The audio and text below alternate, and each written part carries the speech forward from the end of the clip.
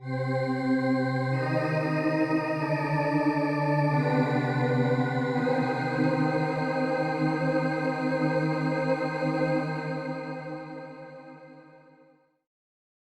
now. I'm just excited. I really want to edit the Wizard 101 Let's Plays because that's where I talk about the Doug Walker dream. Because I was listening back to the podcasts and I never talk about it. Yes. I am now recording. Okay. Welcome to our first Nightcrast. Or as we call it, that midnight time. That Midnight Time podcast. The funny nighttime crast. It's us, but tired, and we don't have anything to talk about. But well, I have something to talk about. We have Night Joe. We have. We're both. I have something to talk about too. I was in a really thinky mood earlier, but I kind of am out of it now. I'm sorry. It's okay. Maybe I'll get back into it. But we both had dreams. I don't even know how to start my dream. I guess I'll You start go where I first. remember it starting. I want to say that this dream does not reflect my waking conscious thoughts and opinions. Brady, considering what I've told, I'm sure you're fine, but let's see anyway. Well, let's see. Oh boy. So I was in what felt like an enclosed stadium. So like a stadium, not open air, but like covered stadium. It was very large. Okay, I know. A lot of concrete. Like a basketball stadium? Yeah. Okay. And I was walking along one of the upper tiers, or not upper tiers, like the middle tiers of the seats. Wait, you were and alone? It was very crowded. Oh. No, it was very crowded there. And there were people. Oh God. There were people walking around with signs with like is that angular fist, is that originally the Black Power fist? I actually is that where don't that comes know. from? I don't know if I know it's used in a that's lot where of it started. things. I see it a lot of places, but it was that fist. Yeah. You know the one. Everyone knows it. And for some reason I knew. Oh God, I can't bring myself to say this. I knew that we were celebrating. Oh, Kaya's out there. I don't want them to hear this. I can delete this later. So like this isn't live, so I can edit anything out that you don't want. I know, but I just remember like it was just understood in the dream that we were celebrating Black Day. And hold on. I have to tell you this because it seemed like it was at a high school. Yeah, that's where I was going. That's it seemed 2 like a weird strikes. Spirit Day thing. I know. Believe me, I will have struck out a lot of times before this dream is over. And I was walking around, and I was definitely in the dream. I was as white as I am, as white as you see me now. And I was walking around, and I remember feeling like vaguely uncomfortable, like, am I supposed to be here? And people were like, everyone was happy. People were walking around. It was a very joyous celebration. That's good. And people were walking around holding like signs and stuff with, I assume, very like black empowerment slogans and things like that. I don't remember any specifically. I just remember seeing that fist and lots of things. Yeah. And they were all like chanting and yelling, and it was very raucous. And then I sat down, and 2 people, they were both black, they seemed like high school seniors maybe, 2 guys started to give a speech, and it was revealed that I guess this is taking place in the future because Black Day was celebrating the day that there were officially more black people than white people in America. and this is where it went crazy. And I looked, and I was like sitting down at this point, and I looked to my left, and in the audience was Donald Trump. And he was sitting there, and he looked over at me, and then he looked down, and he just sadly shook his head side to side, and got up and walked out. Dude, I don't know what you were afraid of. That is an awesome dream.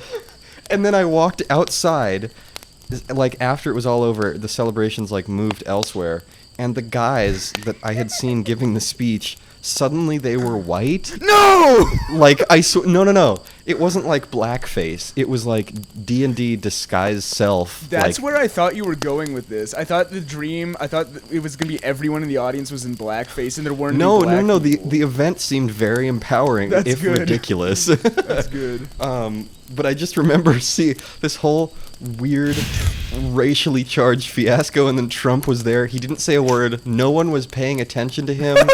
He wasn't like a feature so at all. funny. He was just a guy in the Looked audience, defeated.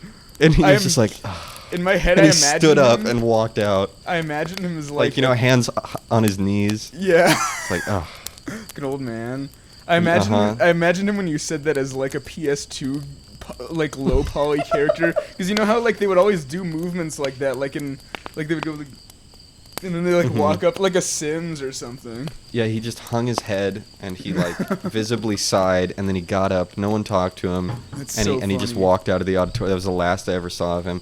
And then I got outside, and it was the people outside, and they were playing, oh god, a game of like guessing the percentage of like each race in your heritage, in your DNA. It's a guessing game. Yeah, it was like a carnival game.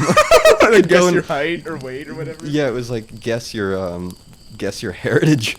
That's this is like By like genetic good percentage. satire that you were coming up with It last was night. it was so, oh god. That's actually funny. Thank you. So that was it. That was my dream, and it Oh. really was just. It was like, it felt like in dream. You know how some dreams are like a whole saga. This was like 20 minutes of one day. That was it. Man, you've been booling on the dreams lately. What have you been drinking? Oh man, I don't even know. I've been drinking hate speech, listening to that man. I'm Hate the still gays. haven't gotten into that yet. I've been too preoccupied with other things, but I'm sure the point of inflection where America became more non-white than white was from listening to Daryl Davis talk about like what the KKK fears. yeah, you that's know? what they're afraid of. Oh man, you know, I was thinking about other things. It's like that's what MRAs fear, but with women. It's like not that there's gonna be more of them, but it's like once women become slightly empowered, MRAs see that as like a sign of like that they're gonna become more powerful than men, and then like put men down and stuff like that. It's really fucking weird, and I think it really just it's a testament to like when a group that doesn't have a lot of power starts to get power. It's like the group that had power, it's like their safety bubble is getting burst, and them being afraid is just like a demonstration, like an unintentional demonstration of that. Yeah. It's really it's like- interesting. It's a maybe subconscious admission of Yeah. wrongdoing. Yeah. Because I think, I mean, maybe this isn't true in every case, but I think a lot of times hate comes from fear. I think it, yeah. Because it's like, And you know, it's just a people, lack they of say they hate understanding. spiders. It's like, well, what reason would you have to hate it if you weren't afraid of it, you know? Yeah. My dream wasn't as interesting as yours, but I do want to. I had two dreams, kind of, and they were at the same night. But then I also want to talk about dreams because I was watching a cool dreams video that I didn't finish. Oh please. But so, the first dream I had last night was pretty scary. It was where I was at my grandma's house. I always have nightmares about bugs, and this one was no different. I was at my grandma's house, and I was in the room that I used to sleep in when I lived there, and I was sleeping in my bed. And then in the morning, I got out, and I heard something rustling in the wall next to me, and Oh god. so then, like everyone, my mom and my grandma, my sister came in the room, and then we pulled down the wallpaper, and there were like these giant vinegaroons living in the wall. Oh my And god. they were huge, and then like in the dream they were called something else. They were called like ragoons or something. and I just remember like rangoons, like the weird. Oh, that's like a Chinese dish, right? Like I don't know what a actually- rangoon is. Hold on, it might not be that at all. They were called something like that, and then I remember being like, oh, those must be related to vinegaroons somehow. But they were like ginormous, and they were crawling around and like pulsating. It was fucking weird. Yeah, crab rangoon. Oh, It's I like have that heard little- of that. That little pastry that it's super bubbly and crispy, and it I don't know. Let me look it up. I don't know it's what it like looks folded up. It's got four. It looks like if you pull the bed sheet up by Uncrustables? the center. Crab Ragoon? Rangoon. Rangoon. Oh, I'm on Bing for some reason. What the hell's going on over there?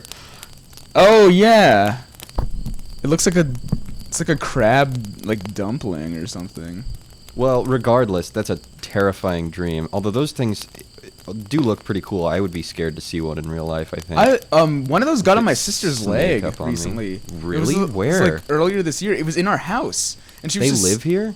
Yeah, vinegaroons. They're smaller here than they are in like Africa or wherever else they live, but we get little ones, and there was one. This was like a couple months ago. I was up here, and then I heard my sister scream like she was being murdered, and I came down later, and apparently she was just sitting there and looked down, and there was a vinegaroon on her leg, and so she got God, up and those things. scream, and then it got lost in our carpet, and we'd never found it. Those and the tailless whip The scorpion whip scorpions, yeah. look like H.R. Giger made them. Yeah. They're Well, I mean, so- even normal scorpions So do. creepy. Yes. Scorpions are awesome. They're really scary, but they're awesome. Yeah. they Oh, are. I do I have have another that thing. chimp relationship with them where I love them and fear them. Well, see, my Or thing they- with they chimps is they're Freak me out, but growing they're on so me. Cool. Yeah, I know. I I'm like looking at tarantulas though. Super Eva. I've always loved tarantulas, and I would get one. I saw one crossing the street Cool. on the way up to Mount Lemon one day. I could see it from the car. It was just walking. There's a bunch We went on Mount Lemon. over it, and it went between the wheels, so we didn't hit it. My dad told me that he ran over a bunch of them once because, like, apparently they do a big migration every year or something here, and he said a bunch of them were like crawling across the road, and he just had to drive over them. Oh God. Yeah. I've I've never seen that. spider Though. that's not quite as big as a tarantula, but its legs are probably like 2.5 or 3 inches across if it was all spread out, and its body Wolf is spider? an inch or an inch and a half long. It probably is. Or It's like light a gray. Trapdoor spider or something. Yeah, and it lives. There's one that Those are lives scary. on the up, almost at the up part, the ceiling of the second story stairwell here. Oh, really? Did you see it all the We time? pass by its little hole every time we walk up to Kaya's apartment. Yeah, it's really cool. I like it. I think it's fun. Yeah, I love it when there's like a little bug. That reminds me. I'll go back to my other dream, but first I want to talk about Cosmo. Oh yeah. There ever since. So there was a fire on a mountain. I think it's almost pretty much put out now. Maybe not, but Did you hear how many acres that burned? By it the was way, insane. I don't remember, but I remember for a It's while. so many. A mountain that's like really close to my house caught on huge fire recently, and it took like months for them to put it out, and I think they're still actually working on it. And I would see like little helicopter people come and spray the red dust stuff. Yeah, that was crazy to watch. It was Big awesome. planes. And then like immediately after that happened, a hawk, like, and it's like a young hawk. It's like a teenager, and you can tell because it's like kind of ugly and scraggly looking, and it's small. Just like human teenagers. And Ugly, scraggly, and small, like me. you're right. Anyway, go on. And he just flew into our backyard, and we thought it was a normal thing, or it was just like a one-time thing. And then like he's been coming back almost every single day. There's been a couple days where either he came back and we didn't see him, or he didn't come. But he's been coming back every day. Today he came early, and he sits on our fence and he sits on our bird bath that we put out for hummingbirds, because we have a bunch of hummingbirds in our backyard too, and we that's think cool. that might be what attracted him. I think he might be trying to get the hummingbirds, but he caught something the other day. So we've just been watching him, and we named him Cosmo, and he's really cool. And we've just been watching him, and like the other day I saw him catch something. I don't know what it was. I put it up on Instagram. He caught like some bird, and he just ripped it the fuck apart. And he was like, when he started tearing into it, he was like throwing the bones and the extra pieces away, just like all over the yard. He was going just like Remember like that video? It was flagrantly. really funny. And then he like, I watched him when he got to the red part, and he like pulled out a big inside meat and like ate it whole, and it was so fucking God. cool. And I saw him like take a piece, and he like with his beak, and he stretched it out, and it went and it like snapped. Oh, It was so fucking cool. I don't even care that nature's an animal horrific. died. It was that cool. It was worth it. Dude, I don't know if he's gonna have any luck with hummingbirds. Yeah, probably not. It's so cool. They're mean. They're so small and maneuverable, and They're like yeah. nothing can catch them. I'm sure My they dog, have, my you know, dog caught one once. How on earth? He jumped up in the air and bit it in midair and ate it. Oh God. When I was little, I was living here at the time too. Well, That was- fucking never my dog mind. peed. Yeah. But well, maybe that's just a testament to their bravery. I saw because that with my eyes. I've seen them chase away hawks before. Maybe It's that's their so crazy. weakness. Is their hubris. Their hubris. Yeah. Their Their hubris. arrogance. I remember Neil deGrasse Tyson used to say hubris a lot, which is kind of Did ironic. he say it like that? Either that or hubris or something. I don't remember. Which is even weirder, I think. Hubris is the right way, right? Yeah, but it might be the right way, but it sounds weirder to me. Hubris. Sounds like hummus. People Oh. with hubris. But anyway, my other dream. So that's cool. I have like a mini. I call it. He's not my pet, but I call him my pet. Like I have a pet hawk because he's cool. I want to like That's buy super cool. feeder rats and go out in my backyard and see if I can lure him close, and then maybe I can tame the beast within. Oh damn! I don't know. That's how you get fucking clawed. Yeah, but I straight could to wear hell. like a cool like glove, and he could ride on my glove, and I could walk him around town. And Damn, I wouldn't have him sex on a with you leash. If that happened. You would have sex with me? Of course. Oh, Brady. Finally.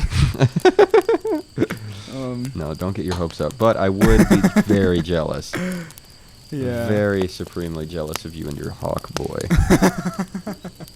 I just think it'd be cool, because did I ever tell you about the time I went to Germany and we went to, I lived in Germany, and we went to this thing in a castle that was like, it was like some kind of bird sanctuary, and they had lots of like huge owls, and they had big like Jungle Book vultures, like, and they were Oh, sick. That was like the coolest thing I ever fucking saw. I was like 13, and vultures are like one of my favorite animals. They're like the most evil looking things in nature. It's like nothing That's looks very more on brand, sinister yeah. than they look like they want to kill you, and it's awesome. And they probably do. And so these guys, like, they were vulture and owl trainers, and they did this demonstration where we were up high because we were like on a tower that was like looking over a cliff, and they had the vultures, and they weren't even like captive. It was like, so they said sometimes they leave for like weeks and then come back, and Whoa. he let the vulture like fly away, and you could see it like fly around the sky, and then it came back, and then he had a rat, and I think it was dead, and he held it in his hand, and he like didn't let go of it for the vulture, and the vulture, he like ripped it apart in front of the audience, and like, Oh my God. its guts were going everywhere, and it was so damn cool.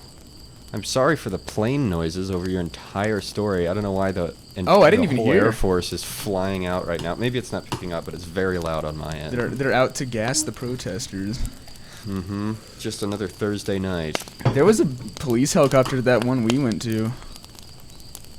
Was Remember it really? that? Yeah, did I tell you Yeah, about that? yeah, there was I one do circling remember that. around. And Menacingly. so menacingly, I had another dream about you, and it was where Dying to hear this. I had another dream about you on Instagram. I don't know why I keep having dreams weird about that. Maybe Sonic just furry on too much Instagram too much. This one's actually really funny. I'm excited. So today is my birthday. As I'm recording Happy birthday, this. Mike. I Thank can't believe you. I forgot to tell you that. That's okay. It Ugh. it won't be my birthday when this comes out because I'm not publishing this tonight. But I had a dream that it was your birthday. This was the night before, last night. I had a dream that it was your birthday, and for some reason you were turning 18. And in this universe, Instagram like shows your age, and it keeps track of your age. So it would say like blank 21, and then it was like Brady 17, and then I watched as when you turned 18 it changed, but instead of saying 18 it just said man in all caps. So I guess it was like the logic was that it was just acknowledging your status as an adult now by just referring to you as man. That's really funny. That was the whole dream. That was it. Oh my God. I love it. Why were you stalking my Instagram know. manhood. I don't know. I despise the word manhood. I hate it. Well, because it's especially when it's referring to junk, because that I've heard it referred to that as before. I don't like it either. Yeah, in general, it's bad. I don't like any kind of hood. I don't like manhood, womanhood, chimp hood. Well, I could get down in the chimp hood, man. Yeah, what about neighborhood? That's okay. Anyway, never mind. The chimp hood, yeah. It could happen. We could make it a reality. I was watching this video about dreams, and unfortunately I didn't finish watching it, but it was talking about theories about why we have dreams, and one of them was like this evolutionary thing of like it's preparing us for conflicts that we might have in the future. I've heard that one. That's a really interesting one. Like, it's a way to practice. Yeah, and that makes sense in some cases, because I've definitely had dreams about things I was worrying about, and then it's like a virtual space to explore possibilities of like how you'll react to the situation. Mm-hmm. So even if that's not what it's like, quote unquote, meant for, it definitely does do that. It definitely has that function. I saw something one time about, it was like a Nova, you know that PBS science show Nova? Yes, I love Nova. One of the, I watched that a ton when I was younger because... Me too. Because I felt superior, but also because my parents just watched a lot of PBS. I remember one where they talk about, if I had like regular TV, I would too. I remember one where they talked about dreams as a way, like your performance. They had someone play like, it was like a skiing simulator, and they had them play it, and then they they would track, this person would they had them play it for a considerable amount of time, and they tracked when that person started having dreams about it, and then their performance after they dreamt about it, and they improved. Oh, cool. Like, so it is like markedly. a little training thing. Yeah, when you dream about something, it can help your performance in that thing. Did you used to watch the Science Channel? Yeah, not as often because I watched that a lot. I don't have to say it. In high school. Yeah, cable. I watched Science Channel a lot, and I used to love this show called Through the Wormhole with Morgan Freeman. And I've heard of it. I watched that a lot. Some of the episodes are really cool, and some of them are kind of dumb. But some of them are like really interesting, and they talk to scientists and stuff. But that wasn't even what I wanted to talk about. I was gonna say, I also used to watch How It's Made. Oh God, me too. That show puts me in a trance state. Uh-huh. It is so fucking weird. It's his voice or something. It it makes you just sit down and listen to things that you like have no reason to be interested in. And God, I watched violin strings getting made. I've seen. My favorite's I don't even the know Jelly everything. Bean one. Really? Yeah, and some of them are just like really weird, obscure things. Like this is how they make the lug nuts that they put on this tractor or whatever. And it's like, what the fuck even is this?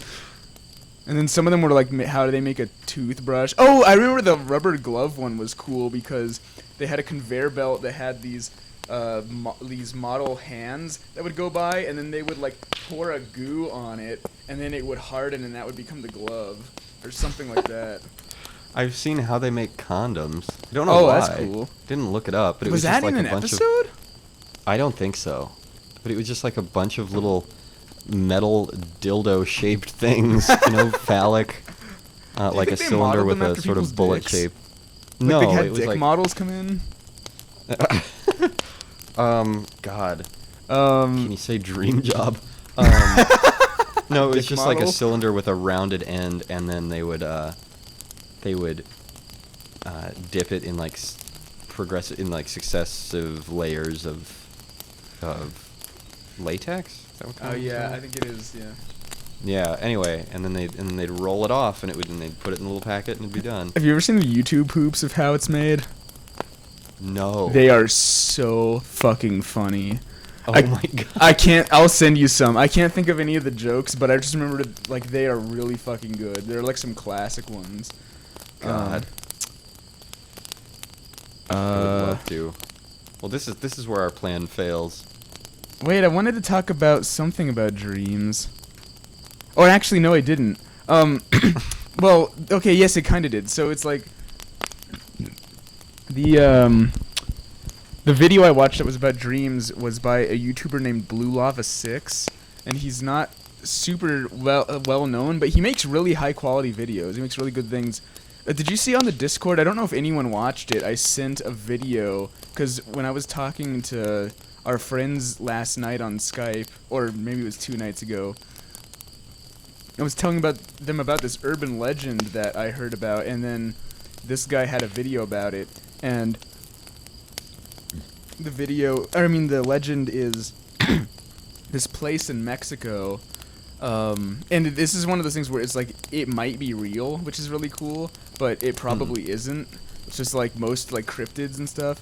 Yeah. But this is like a really morbid thing. It's like there's a city in Mexico, and in like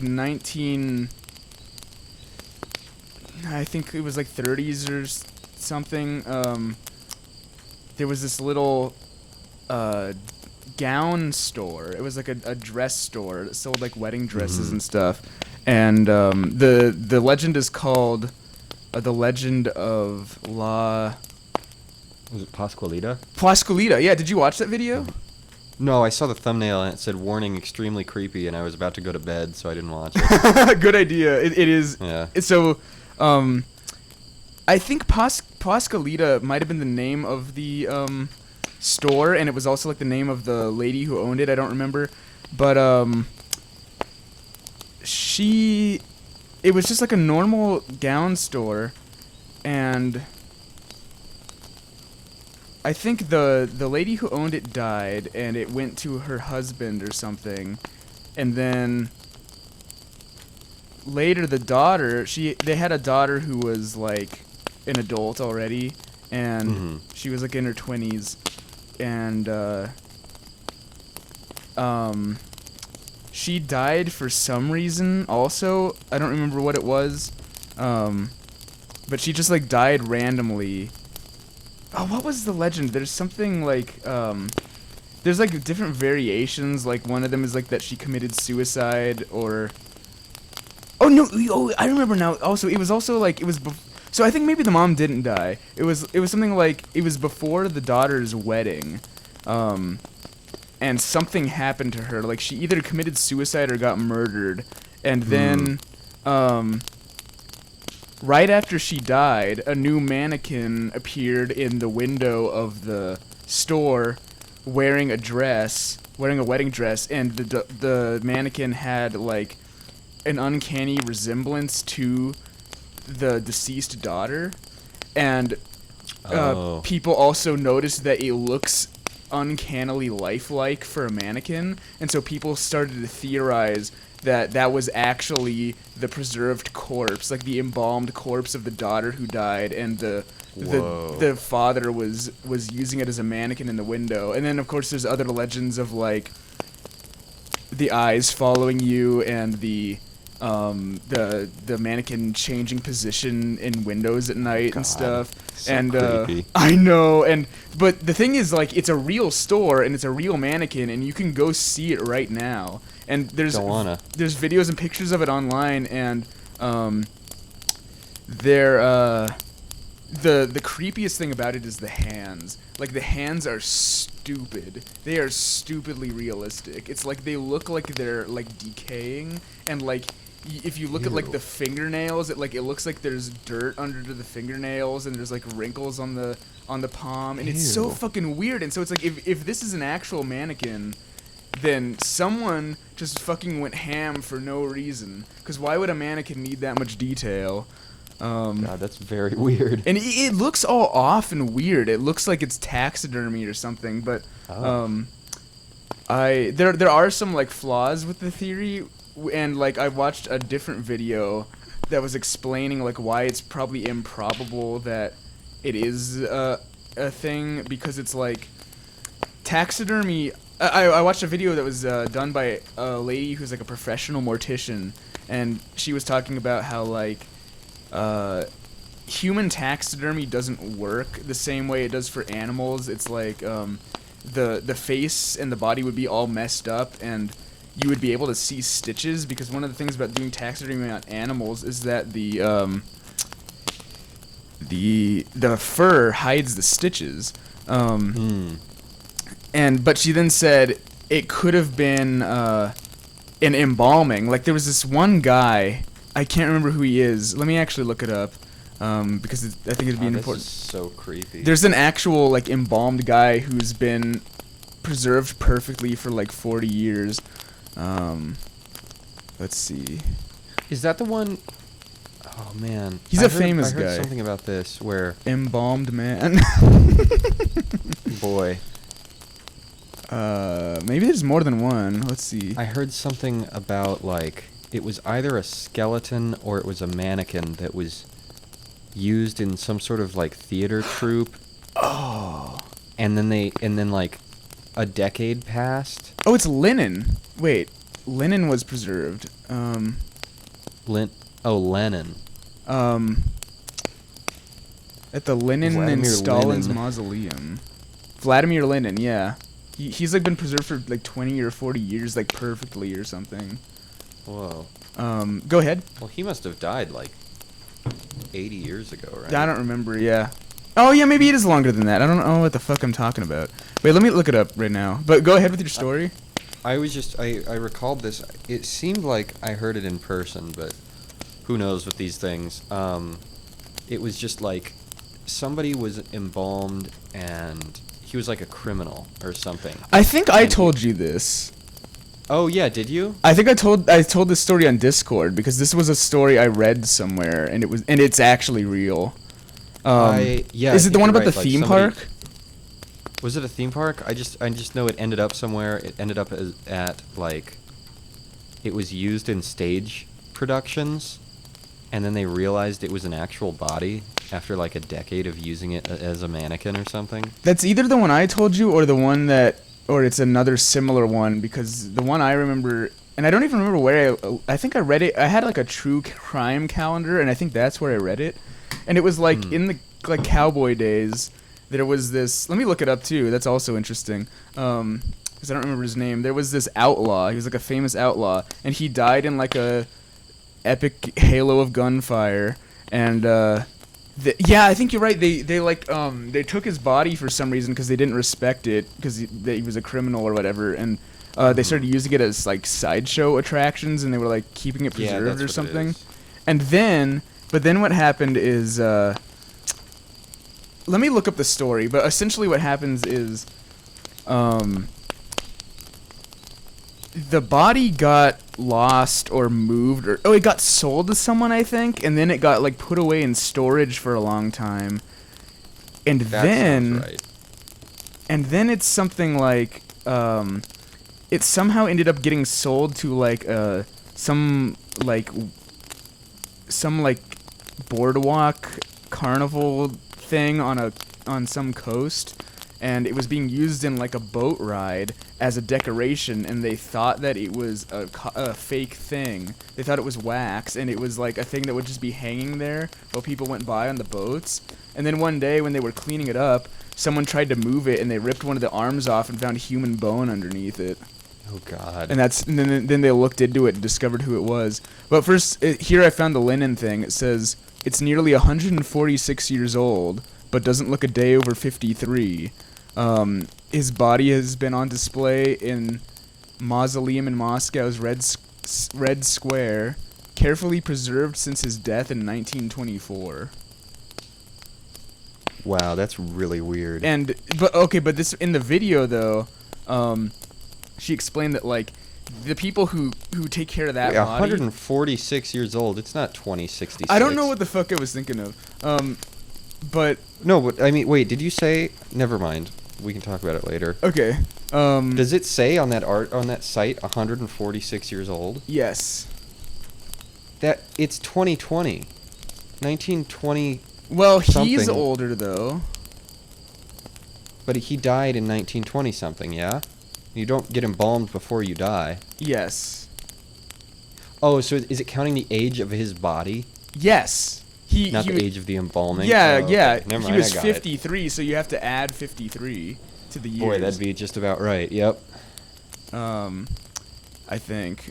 So anyway, the lady explained. I think the channel was called Ask a Mortician or something. And she explained that like there's a huge team of scientists and professionals that work on this guy constantly to keep him in like near perfect condition, and even they like haven't been able to keep it 100% perfect, but just near perfect. And so and they have to use all this expensive high-tech equipment and stuff. So if the La Pascualita thing is an embalmed body like linen, it would not make sense for that to work in to be perfectly preserved in like a small family-owned gown thing, unless the guy who owns it has like a huge laboratory underneath and takes it and fixes it up every day, which just doesn't make any sense. Yeah, that's a good point. I didn't know any of that, but You know what I think it probably that's is? so weird. Probably What? they just modeled the mannequin after the body, which is still kind of creepy. Because Yeah, the mannequin looks exactly like the girl, and it only appeared after she died, which is like the weirdest coincidence. Could they have made like a mold of her corpse? Maybe. I didn't think of that. I don't know how It's hard really that would weird, be. but I mean, it's already weird. Have people talked to the owners? Yeah, they did. They're obviously like really secretive, and they don't let a lot of things out. And I think that was one of the things is that they're very cryptic about their store, and they don't like to let people come in and ask questions. But there were a couple of times where like, that's also suspicious though. Like there was there's even footage of it on TV of like a Mexican news station that went and did an article about it, and they had people go in the store and talk to the people, and they just gave really like cryptic non-answers to all their questions. Boy, that just screams like We killed tourist trap. someone. Oh, that too. Yeah, I didn't think of that. They're like they know that it would cause a lot of hype. Like maybe they knew what they were doing. Yeah, That's a good like, explanation. Yeah, it just seems. Well, maybe it wasn't even on purpose. Like maybe it was like they just put a mannequin up and it was scary, and then people started this legend, and then they realized that the legend got them business because people came to see it. Because people do come like just to see that thing. They're like famous for that, and then they were like, well, we better not let out that it's not real, or else people will stop coming. Maybe that's why they're so cryptic about it. Yeah, maybe they've sneakily updated it Oh yeah. to look more like her. That too. I didn't think of that. Yeah, they could have changed it. They could have like added weird details. But it's still just the idea is really fucking disturbing and awesome. Yeah, it's really cool. But back to the other God. thing. Let me look it up. You go ahead. Oh, I had nothing to say. I was just thinking that.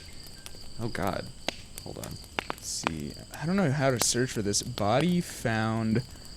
This is perfect for a late night podcast. It's all these scary stories. Let's see. Yeah.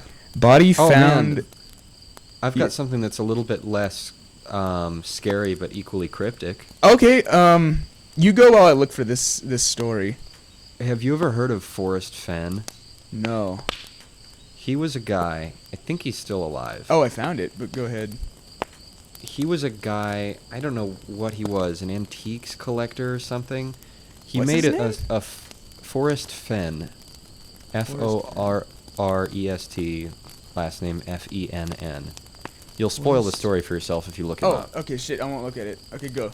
I mean, it's not really a spoiler, but many, many years ago, he hid a chest full of, like, gold and gems and precious artifacts. Cool. Somewhere in the Rocky Mountains. Oh, cool. And he said, this thing is worth $1 million. And he gave people a poem. And he said, if you're smart enough, you can find where it is from this poem. Wait, what? And it was just like a real-life treasure hunt.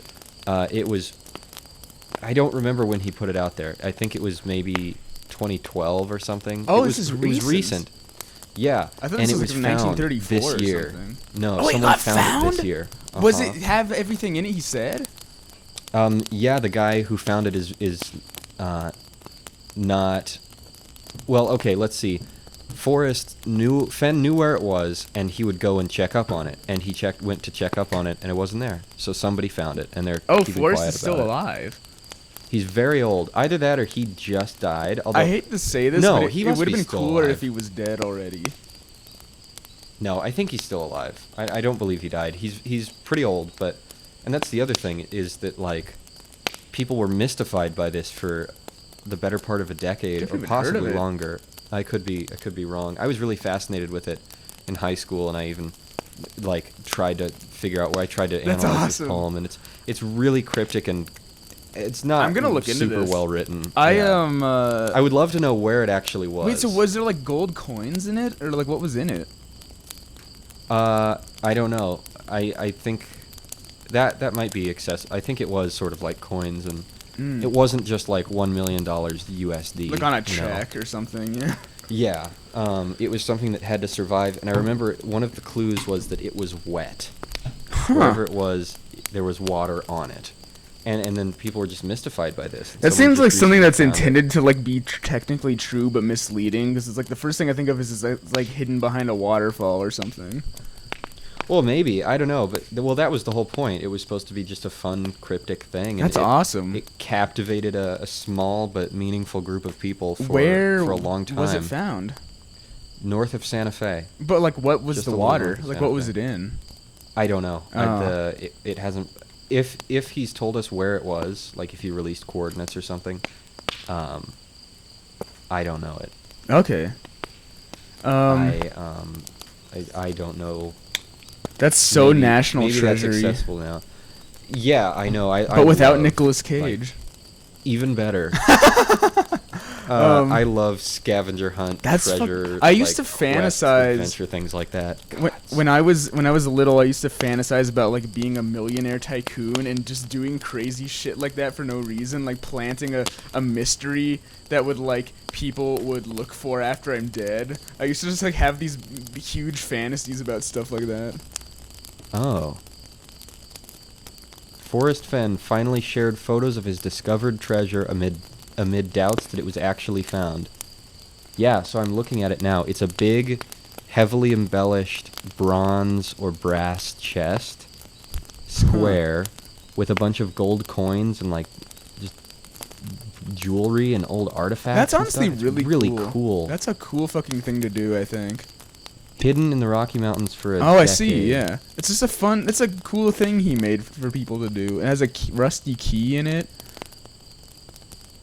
That's yeah, okay. Fucking It was awesome. under a canopy of stars in the lush forested vegetation of the Rocky Mountains and had not moved from the spot where I hid it more than 10 years ago. Is that like a gold 50-cent piece? Are you looking at the same CNN thing? No, I'm looking at a picture on Uh, images. I don't know. So let's see. Fenn reiterated in Tuesday's Or it's post like a that the dollar finder coin. wanted to remain anonymous. Why? As many as 350,000 people from around... Mike, would you want people to know that you had $1 million in your house? Yes. No, I would spend it first, and then I'd let everyone God. know. This is why we're betas. Yeah, it is the pussy thing to do. Is spend it first and then tell everyone. She's like, sorry, bitch, all gone. Yeah. I would bleed it out on e-girls. God, you're working your way up. Don't get me started on e-cock. That's really fucking cool. Motherboard It reminds from me of Cyberchase. the that thing that we were talking about last semester in Yana's class that I partially did my Blue Rat poster on, which is that Blue Rat. that cryptic book that they found that like no one has been able The Voynich the Manuscript? Voynich Manuscript. And then there's also Voynich, I'm not sure. there was another thing. That thing's so cool. There was another thing that came out, like maybe like the 70s or something, that was kind of like inspired by that. And it was where this artist, I forget what that was called too, but he was trying to make something that looked like it contained information but didn't. And people are still trying to decode it. And some people actually think there is information in it, but he claims that there isn't. That's really cool. Let me look I'd up love the- to make something like that. My physics teacher told me about that, and it's inspired me ever since in high school. Let's see.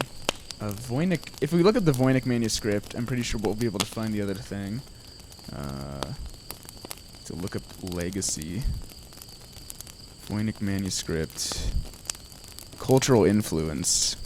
What is a facsimile? Stealing. Facsimile? Yeah. It's an approximation. Oh, that's a category on the Wikipedia page for some reason. It's like a reproduction, ideally an exact reproduction. I see. But I don't know. I could be wrong. What is this book called? Oh, here it is. It's called Codex Seraphinianus, and it was written in 1981 by Oh, I remember you talking about this. Luigi I'm gonna look this up, Serafini. too.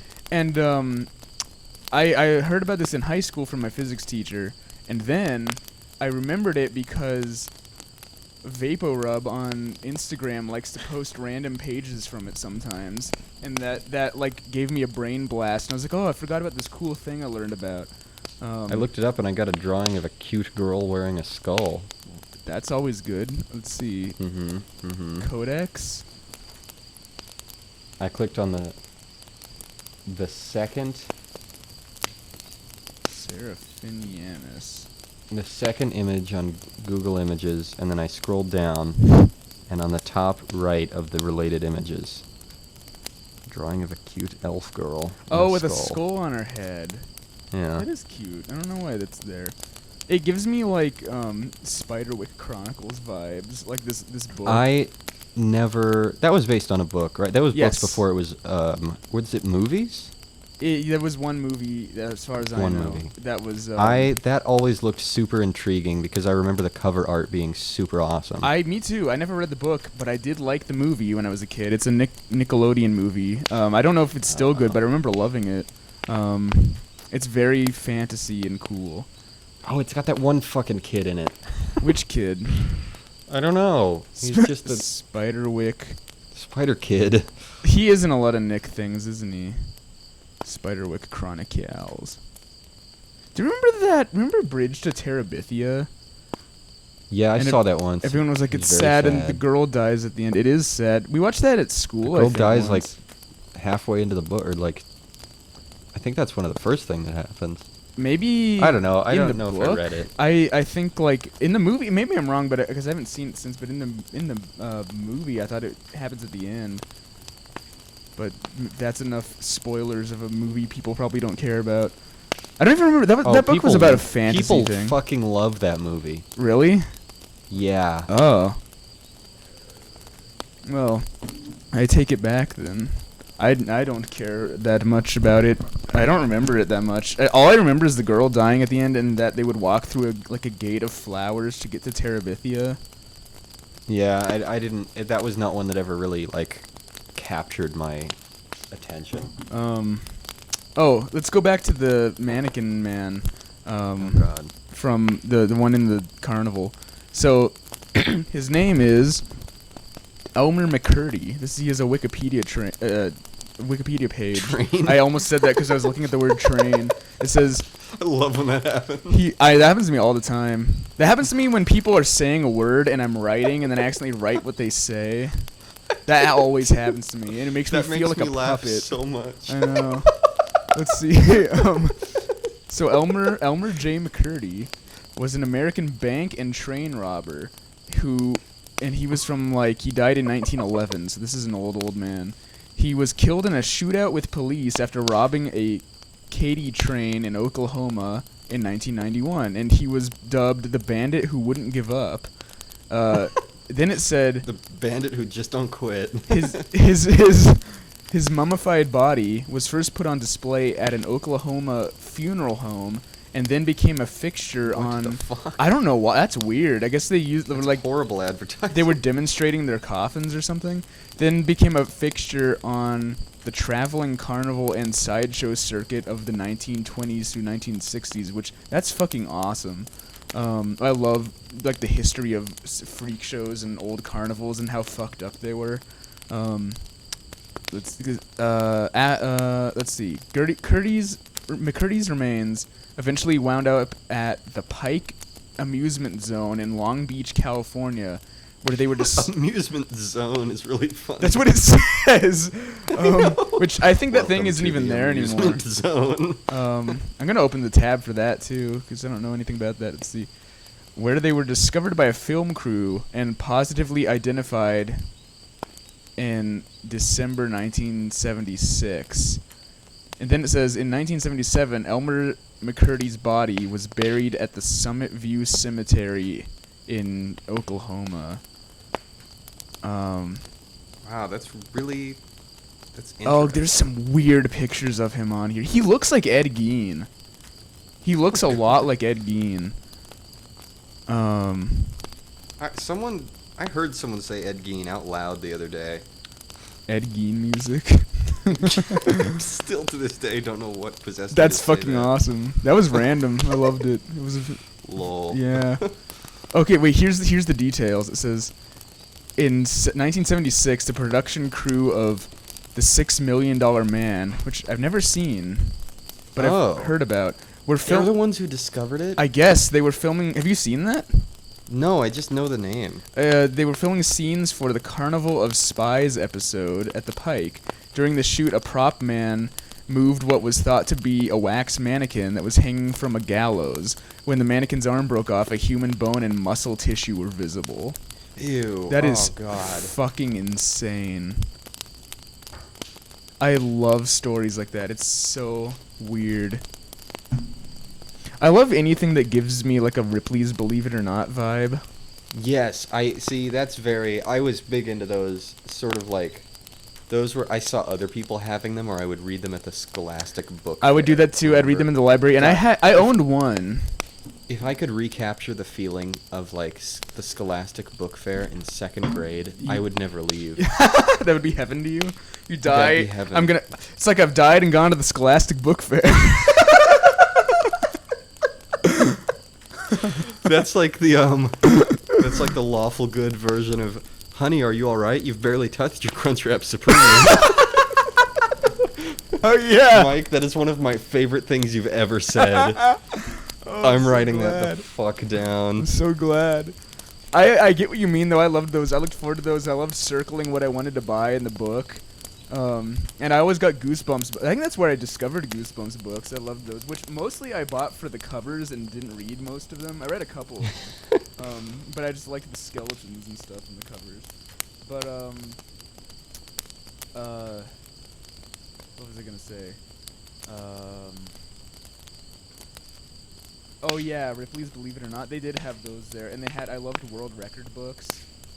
Yes, me too. I've never been to The a Guinness Book of World Records every time. There's those two. I've read a lot of those. Those went hand in hand, and I love like their weird shiny covers. Yes, it would look like, you know how some tables have that like circular, they're like overlapped, so they're sort of fan shaped, and it's like circles of brushed aluminum or something. I'm glad you Brushed said that 'cause nickel. I didn't know how to describe that, but I liked Think about those. those a lot. And I've never been to a Ripley's Believe It or Not museum. I've heard they're not They that have good. those? I I didn't know those were physical places. Yeah, there's. Oh wait, no, there's one on the Hollywood.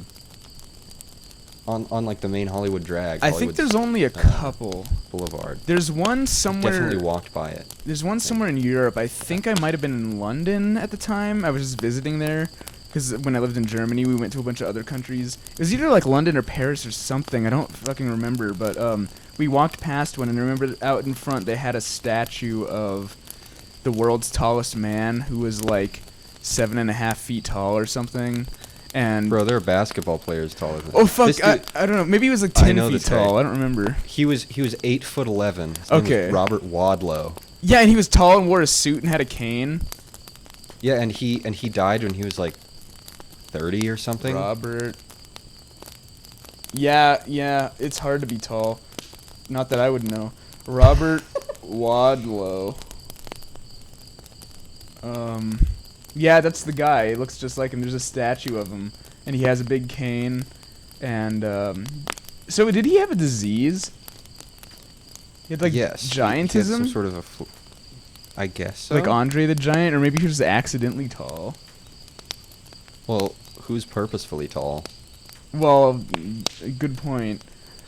But not everyone who's tall has a disease.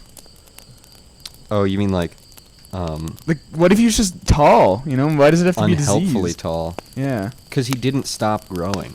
Oh, is that why? Yeah, it was a I think it was a pituitary thing. Oh, Just weird. went whack. I learned the word That's pituitary from Calvin and Hobbes. Oh, really? Calvin's daydreaming about like he just keeps growing. I love that shit. It's really funny. Um. I love when Bill Watterson would just flex his artistic ability. I like it when he flexes his knowledge.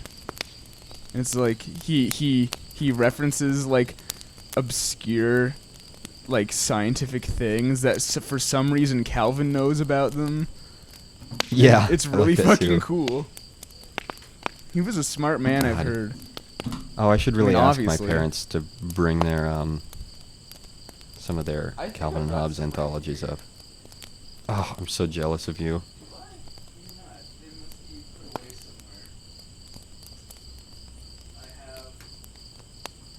Far Side with chickens on it. I bought. No, I don't think I bought my dad, but maybe my mom did, or we both found it at some like used bookstore.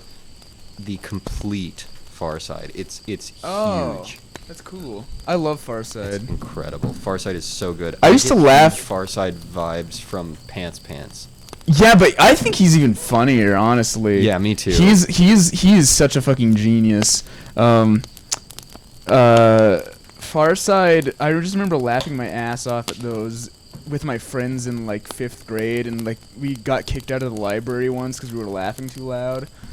And we That's would always go so in great. just to read like Garfield and Far Side together, and it was awesome. Farfield. Gar Side. I know. Unfortunately, yes. I remember just like that and Calvin and Hobbes would, and occasionally Pearls Before I went Swine. through a Pearls Before Swine phase. I have a couple. My computer's resting on a Pearls Before Swine book as we speak. That's amazing. And I have another Um, one right next to me. I went through a phase where I was really into them. I just remember those were the Hersey. things that could make me absolutely. It's Pearls. hilarious. Those were the 3 cartoon Yeah. newspaper comics that would consistently make me laugh out loud. Those are like the And I just, exceptional like, ones. Yes, and like even those are the phenomenal ones. I'm looking at one right now. It's making me laugh. It barely has any any words, and it's just this pig is sitting there with at a breakfast place with 2 eggs on his plate, and he picks up the eggs and puts them over his eyes, and he makes a face like he's screaming, and then Rat walks over and pokes them, and they start pouring out like he's crying. That's the whole comic. It doesn't have like, it has like God. 2 words in it. That's really funny. Yeah, shit like that's hilarious. Those are the only things. When I was little, I thought about becoming like a newspaper cartoonist, and it was because of those things. And I hate shitting on any type of art form, but like everyone knows that like most Sunday funnies like suck, or they're like really boomerish, or like I think boomer comics have put in a really sour name for like that style of comic in general. But like, Yeah. I remember a time where it's they like- really meant something to me. Well, I mean, those 3, I would say that And Bloom Pearls County. is rarely as, These guys or it isn't. are also I funny. can't see. I just see Sugrief is in Sugriva. the way. Bloom County Bloom County, yeah. with Opus the Um, Penguin which are really funny. I've never read those, but I'd give it a try. I was thinking, Calvin and Hobbes is just such a that's like a Wayne Gretzky or like an Ichiro Suzuki moment where it was Yeah. just like he is just so much better than everyone else doing that thing. Yeah. That it's unfair. It's uncool how good he is. Oh, I want to shout out to an artist who it might be But- dead now. Wait, go ahead. Regardless, Go ahead Those first. other ones. I was just gonna say those other ones are great too. Most Sunday and- comics make me mad though. I know you gotta. That's truly 90% of all of them are garbage. Yeah, That's- I mean, I guess that's any. Maybe it's in just full because it's a effect. small art form. Maybe that's why it's because anything. I think like 90% of it's garbage. 90% of anime is garbage. 90% of horror movies are garbage. You know. Well, it's the rule for everything because it's just a rule of perception. Yeah, Because it just it's makes about your sense. personal view of the world. Yeah. Right? Like, Well, I was gonna say it makes sense because it's easier to be lazy with your art. so it makes sense that more Yeah. people would make shitty art. I was just thinking, like, it makes sense because what you can't consider everything good. Yeah. Because then that would be meaningless. Then nothing's so, good. Yes, Mr. Incredible. if everyone's super. Uh-huh. Dude, I saw this video that was explaining how, like, The Incredibles can be interpreted through the lens of, like, Ayn Rand's philosophy. It was really fucking That makes interesting. sense. Yeah. Good old Ayn. What was I gonna say? I don't know. We were talking about comics. How they suck. Bloom County.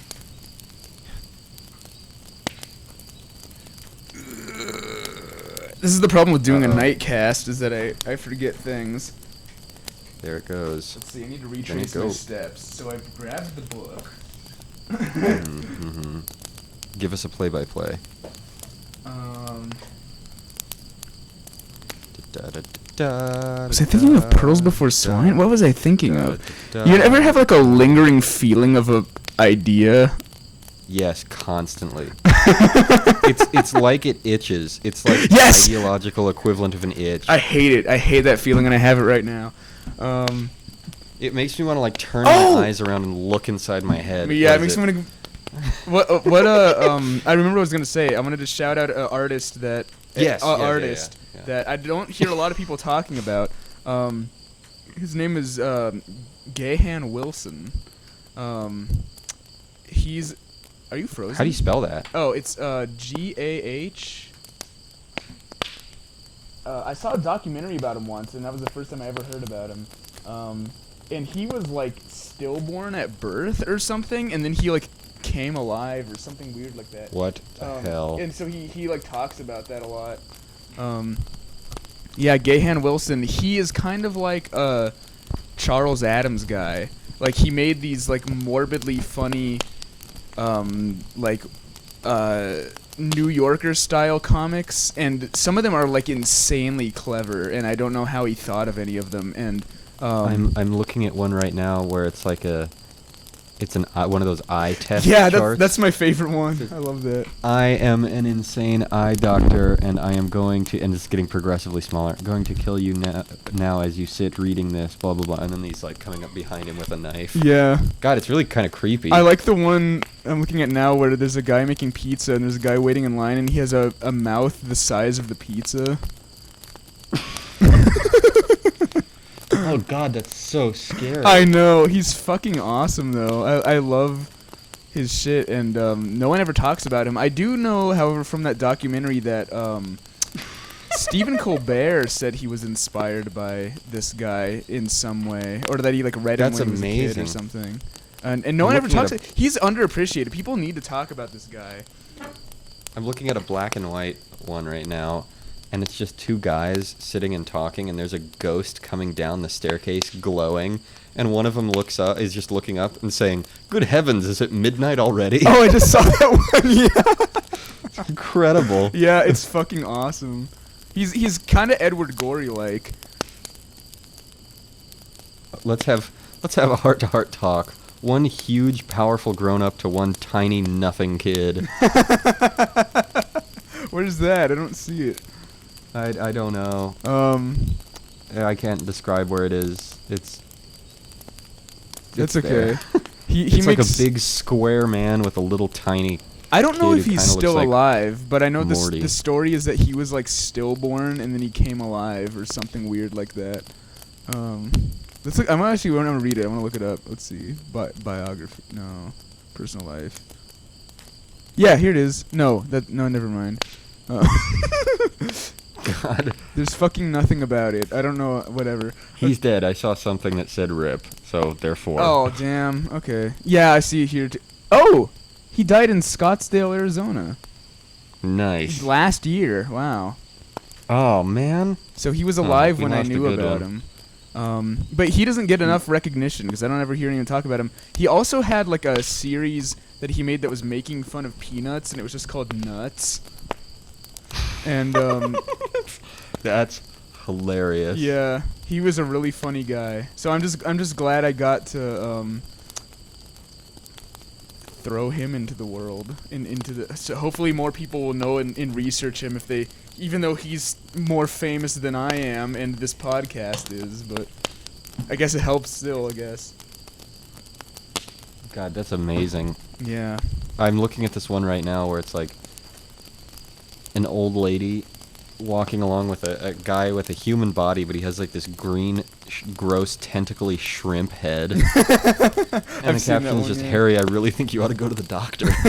These are like the good side of boomer humor. Yeah, exactly. I think I said this once. It's like newspaper comics or like stuff like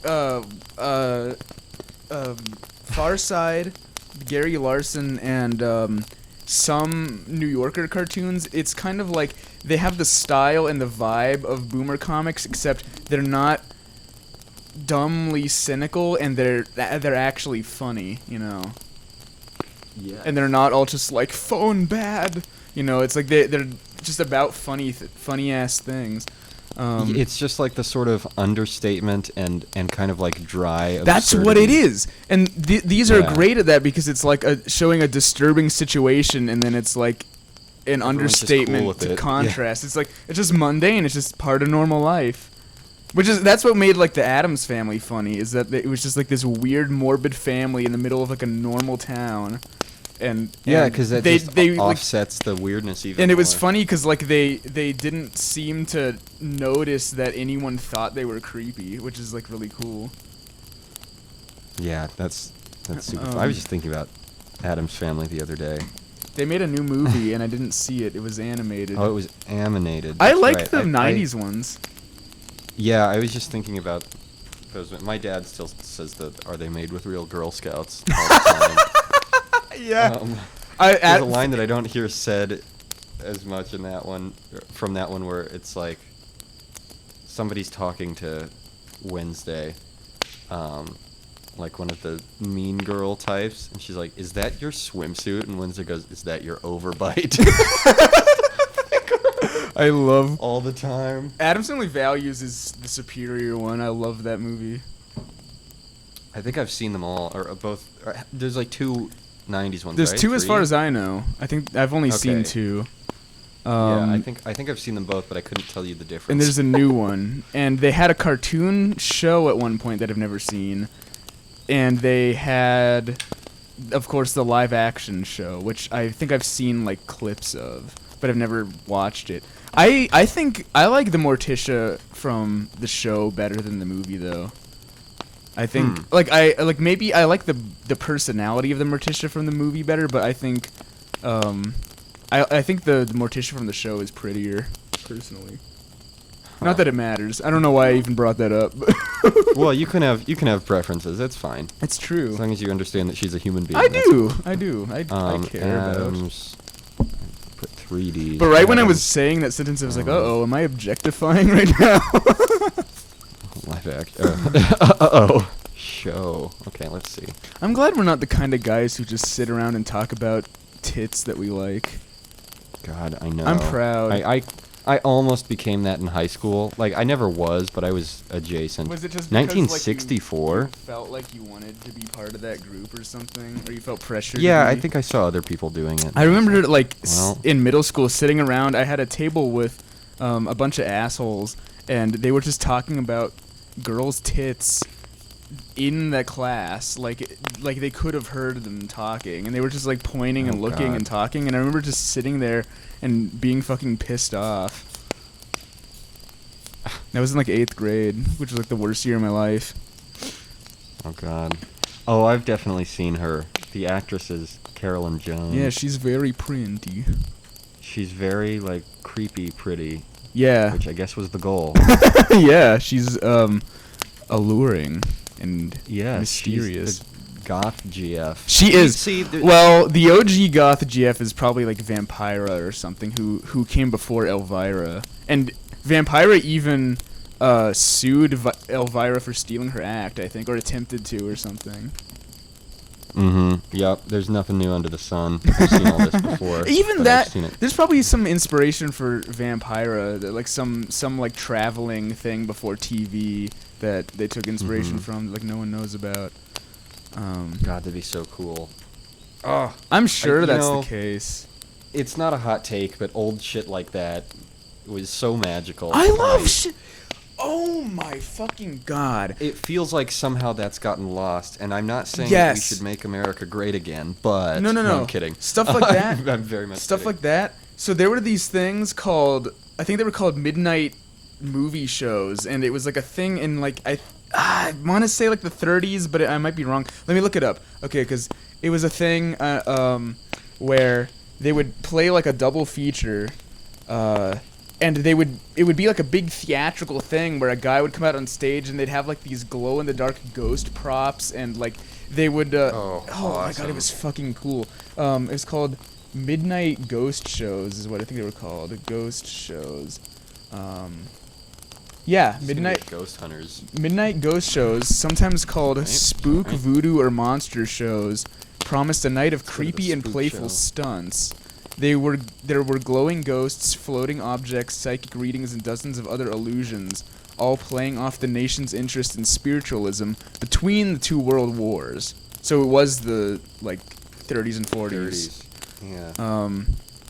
Which is 20s. I was thinking, the reason I was thinking about that is because 20s and 30s. when I yeah. finish this short film that I'm working on now, I want to go, hopefully if people can go out in public again, I wanted to go to the screening room, which is down on Congress, and play it there. And I wanted to that'd be cool. I You wanted wanna to do it in set that it up style? like a ghost show, and I wanted to have like Mike, things you hanging, sexual genius. and I was gonna go out in like like magician drag. I was gonna Oh my and go up on goodness. stage with a big hat and fucking I don't know what else. I'm gonna study it further, and I'm gonna like do cool stunts. I was even thinking about like maybe I'll get together with some other local filmmakers and do like a double or triple feature, and then I'll like come out in between each movie and introduce it or something. God, that would be phenomenal. just be, like, the and you know most I don't use that word lightly. It would just be so much fun, and I really hope that can become a reality in the face I of would the love COVID that. thing. Yeah. God, I thought...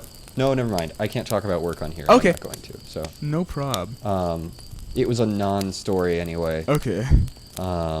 Just basically the place where I work will not be shut down. We're already taking the necessary precautions because our governor just introduced new stuff today, but we were already doing it. So that's cool. Okay. Yeah, Yep. I love 30s horror aesthetics and 50s horror aesthetics. Like that stuff's so fucking cool. You know, I could never really get into that specifically. Really? But yeah, I don't know what it is. It seems I really couldn't explain it. It's That's okay. a little I know you watched Sven Gulli. Oh too. yeah, I love. My dad and I used to watch that all the time. Yeah. It's really I fun. still watch Svengoolie. I have a couple of buttons on some of my jackets. I know. I remember when I saw you wearing that Sven Gulli. That was shirt one the of first our, time. like- I sent it to my dad. That was one of a our bonding click moment. moments. That was like one of the first things we We connected really about. clack. Yeah. Yeah, that was. But that's all I was gonna say is that I've watched and enjoyed a good number of, probably a dozen or so. Yeah. That I can't even name. Yeah. Just really cheesy 30s. All those 50s, like now all the royalty free, between. public domain is the term. Yeah.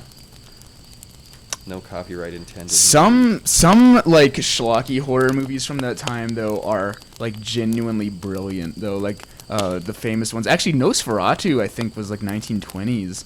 Nosferatu is any of the like German expressionist horror films are like incredible works of art even today. It's like one of my favorites is like Dr. Caligari, which is a fucking incredible movie, and I wrote a report about that in my film class I took like 2 semesters ago, and I was comparing like the influence that movie had on Edward Scissorhands, because there's a lot of like inspiration that was taken from that movie into that movie. That's really cool. German expressionism is one of my all-time like favorite like art movements. Yeah. It is That's really the OG goth girlfriend is all those artists who were in the German expressionist movement. Is it really? They all I made don't they know all much made like about it. really well, it was like the Scream, you know, like Oh, Edward Munch was okay. part of that. Like it was all like really angsty, gloomy, like like nihilistic art, and because it was all World War Gloomer II, humor. and it was all about like Oh, I see what you mean, like everyone death and was upset about like the world going morbidity to shit. and yeah. Yeah, and there was a lot of death. Kind of like today. Yeah, and there a lot of that also, which is cool, is that a lot of that was tied to like the Weimar period, which I'm pretty sure I've talked about on this podcast before. Oh yeah, we talked about that in several, like basically every art history class I took with. Oh, it's my favorite in the world. I have a whole book. Do you about have it. art history still to take?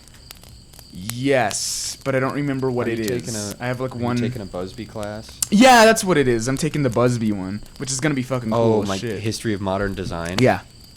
That class will blow your nuts out. Of your skull. Which is where I presume they are. I've never looked myself. That's awesome. That class is incredible. I thought about emailing him the other day because e-girls. I thought about e-girls the other day, but that's all. I didn't do anything. Don't worry. Unlike some chimps I know. I haven't done an e-girl in a long time, and like. I don't care if you do. As Well, long as no, you respect them. I do, of course I do, but it's also like, I mean, I haven't been doing it because it's so expensive, and I need to save money.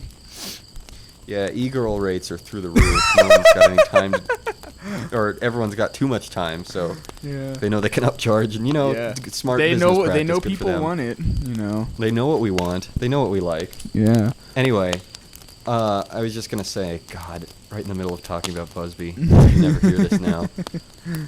That guy's amazing, and Busby.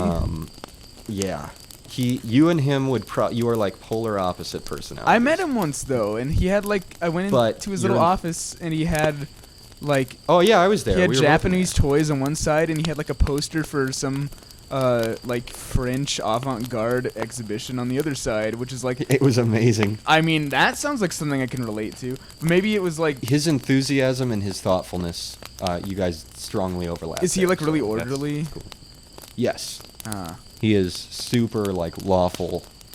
That's By okay. the book. Well, I but mean, I get not along even with. by the book. That makes it sound like rank and file.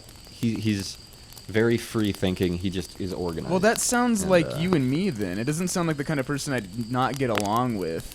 It sounds like because like you and me both like to talk about thoughtful things, but we're also opposite in our like presentation of orderliness. I guess I don't know. Yeah. We differ quite a bit in as far as organization. But we goes, differ but in like the it's a perfect personal way. thing. It's not really. Yeah, Mhm, we differ in like a way where it doesn't clash. You're right. It fits. You know. It enhances. Yeah. It's a positive feedback. We thing. complement each other. We complement. That's what it is. All I was going to say is that I had a class with him that was more of a gen ed. I took it as an art history, but a lot of people took it as a gen ed. And it Mhm. was architecture history, and modern architecture specifically. So I don't know what that's categorized as, like what dates, but it was cool. And on the first day in there, he knew he was speaking to sort of a non-art crowd and gave this like incredibly rousing speech on the value of art and learning about art and design. Oh. And it was incredible. That sounds like And a I thought brain about- melt. Yes, and I talked to as I was walking out of there, I talked to someone who was like, "I took this class as a throwaway. This is gonna be fucking awesome," and it put a huge art nerd smile on my face to see someone endearing. who had no interest in art or architecture coming into there leave with enthusiasm. That is for like the best kind of what was for teacher them in the world. gen ed class. People who Yeah, do he does shit not like that. pander at all. I love He just condescending gives you the teachers truth. were always the worst to me. I like teachers like Yeah. him. Did you Well, tell me anyway. that he talks about at some point he talks about like the punk movement, or was it someone else? no, that was him. Oh, We'll that was talk him. about that. That's really cool. Punk, postmodernism. Yeah, he's very. God, he's so smart. Anyway, you'll talk about that. he really loves to talk about the Weimar Republic. Oh yeah. And his class is just amazing, and it's I thought about emailing him and asking, because that speech didn't seem like rehearsed, but it definitely seemed like he had the talking points in his head. That's cool. And the other day I thought for a while I would just email him and be like, hey, do you have a copy of that speech? I remember distinctly. It had a big impact. Yeah. Had a big acorn little flaw. Do you remember that from Chicken Little? Oh yeah! I knew I recognized that from somewhere. But I know. That is a doing that to weird people. memory. Why did you think of that? I know.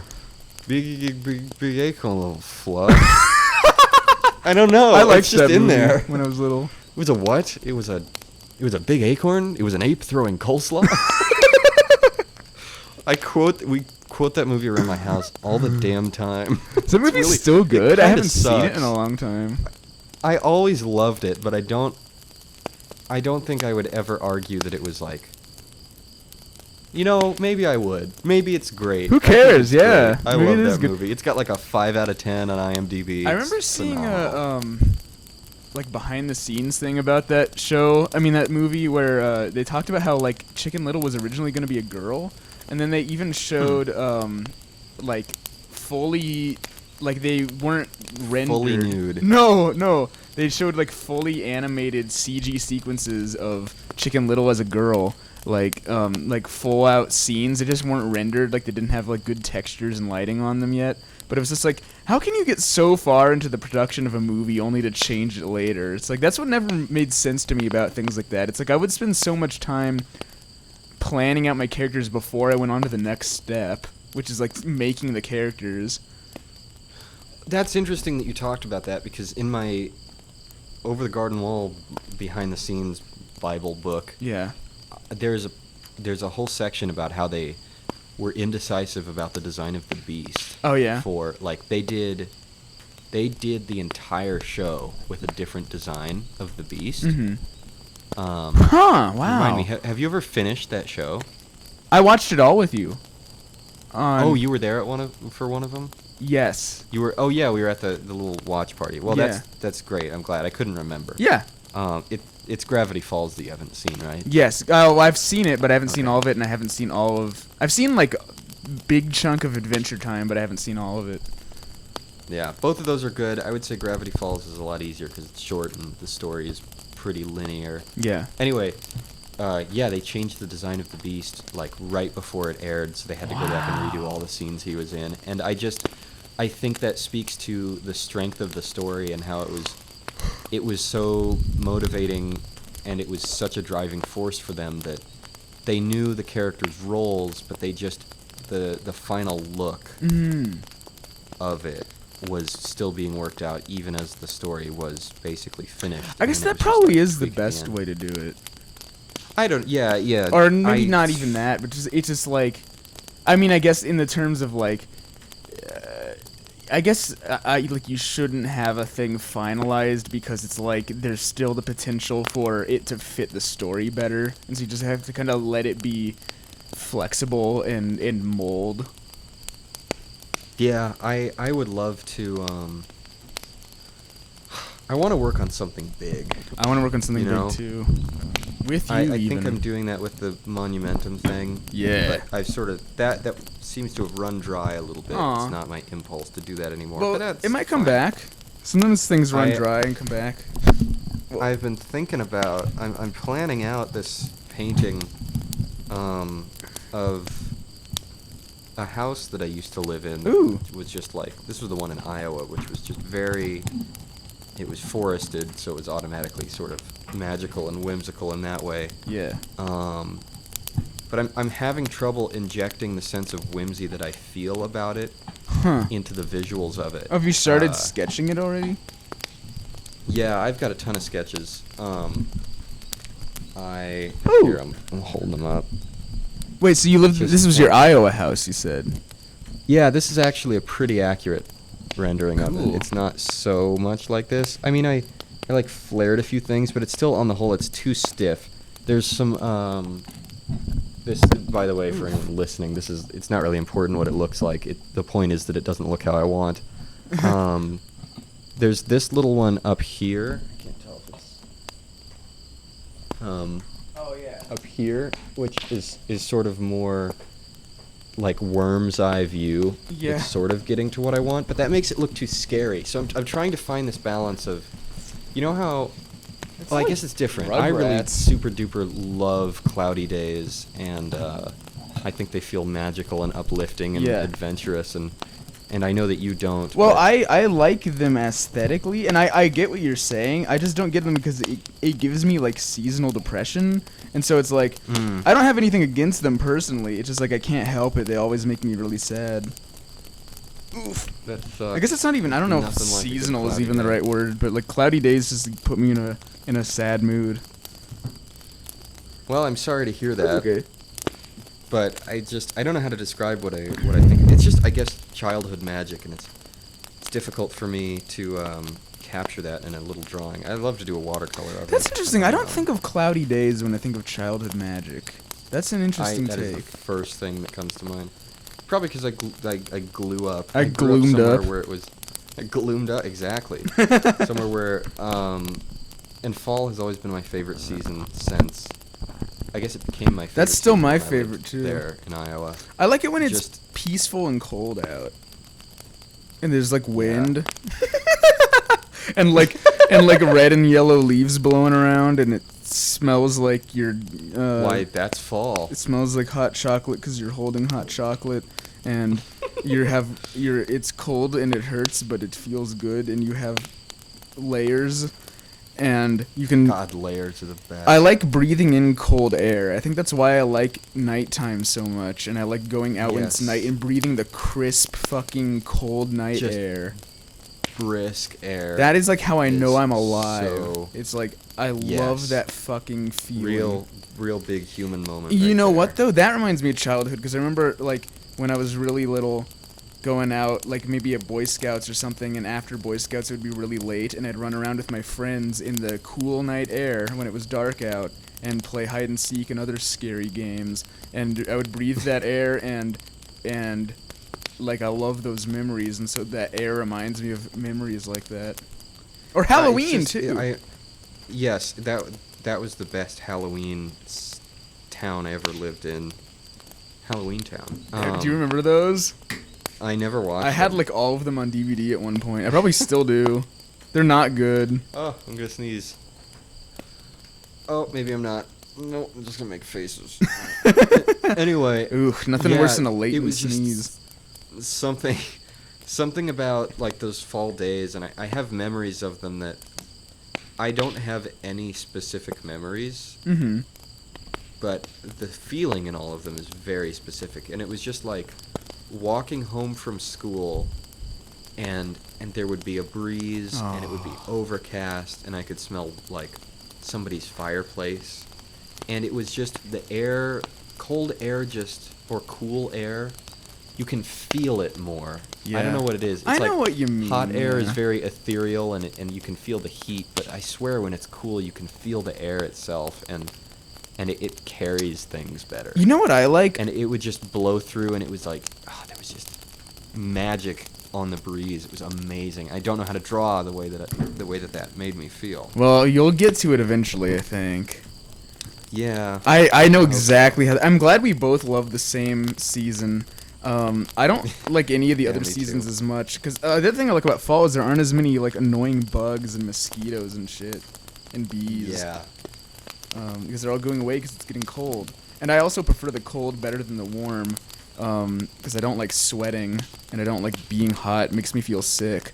And I like getting warm better than I like getting cold, or like better than I like cooling off. Like I'd rather cuddle up in blankets with a book by the fire than like go to a swimming pool. Even though I do like swimming. Yeah, I was going to say 99% of the time I would take coming inside and getting a hot drink over like cooling off or like laying under a fan. Yeah. Yeah, I taking hate a that. cold shower. But then sometimes I just get a craving to like go swimming in cool water Yeah. when it's hot out. Well, yeah, especially when it's hot out, but God, it's like, just amazing. But I would still rather. I still feel better. I would always take the warming up in the fall over cooling off in the summer. Pick your poison. Mm-hmm. I just have so many good emotions. I think it's also because like Christmas, Thanksgiving, and Halloween are all around that time too. So I think we have associations with those. And it's got to be the nature of it too, because fall is like, it's transitional, and I guess you could say because they're seasons, they're all cyclical. I was gonna say, aren't they all transitional? but fall specifically, like, is a middle point. Yeah. It's not hot or cold. Yeah. It's cool. And things And are half spring dead. is the same way, but I just love the, like, I don't think it's uncommon either. I think if you polled everyone, I think fall would come out on top as people's favorite Maybe. season. People still speak very fondly of summer though. Yeah, but they haven't lived in Arizona. That's true. I think that's where I get my dislike for summer, is just the violence of it here. You know what I was gonna say is, I know What's what you're that? talking about. I like it when it's cloudy, but when the clouds are way up high and they're still like kind of white. You know that? Have you ever seen that before? Yes, I like it. I like when they're a low blanket and the world feels smaller. You see, I like that feeling. I think is what I don't like. I don't like it when the clouds are too close, because that makes me feel like claustrophobic or something. Oh, it's I always weird. thought it made me feel like it was like, because it could rain. I'll try and describe it. It was like the world got smaller but more interesting. So it was like, I don't know. It's something about, and this happens still to this day. I just love it. Anywhere I go, I just like prefer it to be overcast. And like possibly maybe it rains a tiny bit, like a drizzle throughout the day, but I'm not a huge fan of sustained rain. Thunderstorms are cool to watch. Oh, I like overcast is thunderstorms. really nice. Yeah. And I understand to live somewhere really green, you're gonna need rain, but like, I don't know if I could live in Seattle or something. That might rain be on too the much for East me. Coast sucks. Really? In Tennessee, Seattle's- it rained like 3 times a week, like 3 days a week, and the rain didn't do much to keep it from being hot and sweaty, so you just got like the worst of both worlds. It would be like hot and sweaty God. and wet at the same time. Ew. Yeah, Iowa got that way in the summer, when it would rain in the summer and it was still fucking hot. Yeah. There's no feeling like monsoon season. I like in monsoon Tucson, season. Arizona, though.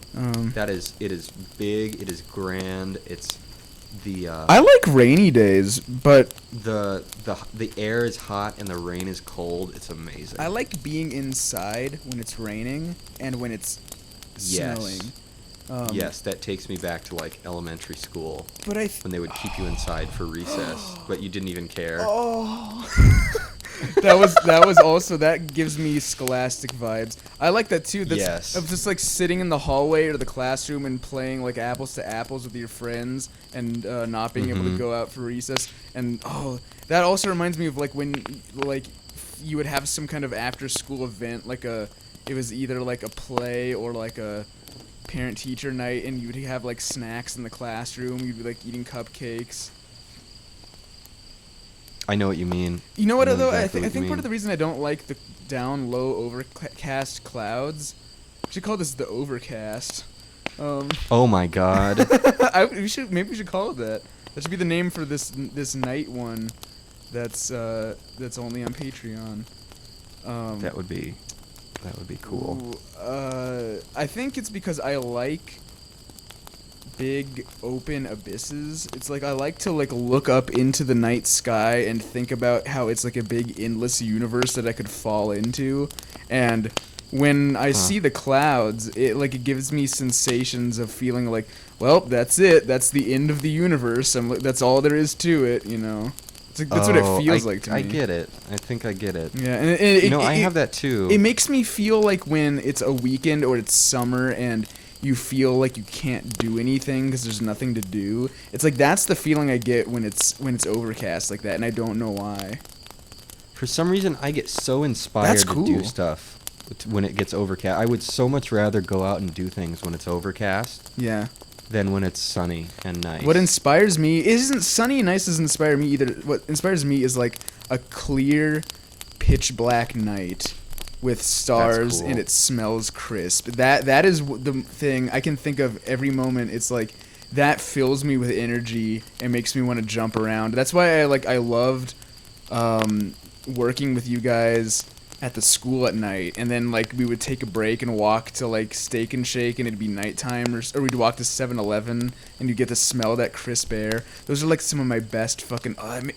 It gives me such a zest for life. Is like that feeling. Yeah, I know what you mean. Yeah, that's really fun. God, I was just thinking about all the times I stayed in for recess when it would rain and they kept us inside. What else was I thinking about? Damn, I had something and it's gone. I don't. Oh, I was gonna say, you talked about the feeling of staring into an abyss. Sometimes I really what's I don't funny? want to say it. It's too stupid. I was thinking, in Soviet Russia, abyss stares into you. Well, it might be stupid. But it's also dumb. And gay. Anyway, I was just thinking, I holy get that trifecta. feeling. Spring days give me that feeling, specifically early spring when it's just getting warm again. Oh, And like things are just getting green. it's interesting because I hate spring. And it's breezy, and like the breeze is cool, the air is cool. It's also beesy. It's beesy. Yeah, spring can be a little buggy. Whatever. I guess but it's not just as like buggy as summer, but it's when all the bugs are out fucking. Mm-hmm. Which some would say is even better. There were so many of those mosquito eaters fucking in front of my house last spring. Oh yeah, I remember that. Like we saw those all over campus. Yeah. That was crazy. Just the feeling of like, specifically when I was on campus and there were like tall buildings with a lot of space between them. Like big open areas with high buildings around them, and like bright clear day with a breeze. I just imagine like standing somewhere high and looking out at that expanse, and Yeah. it just feels so like tranquil in a cool, clear way.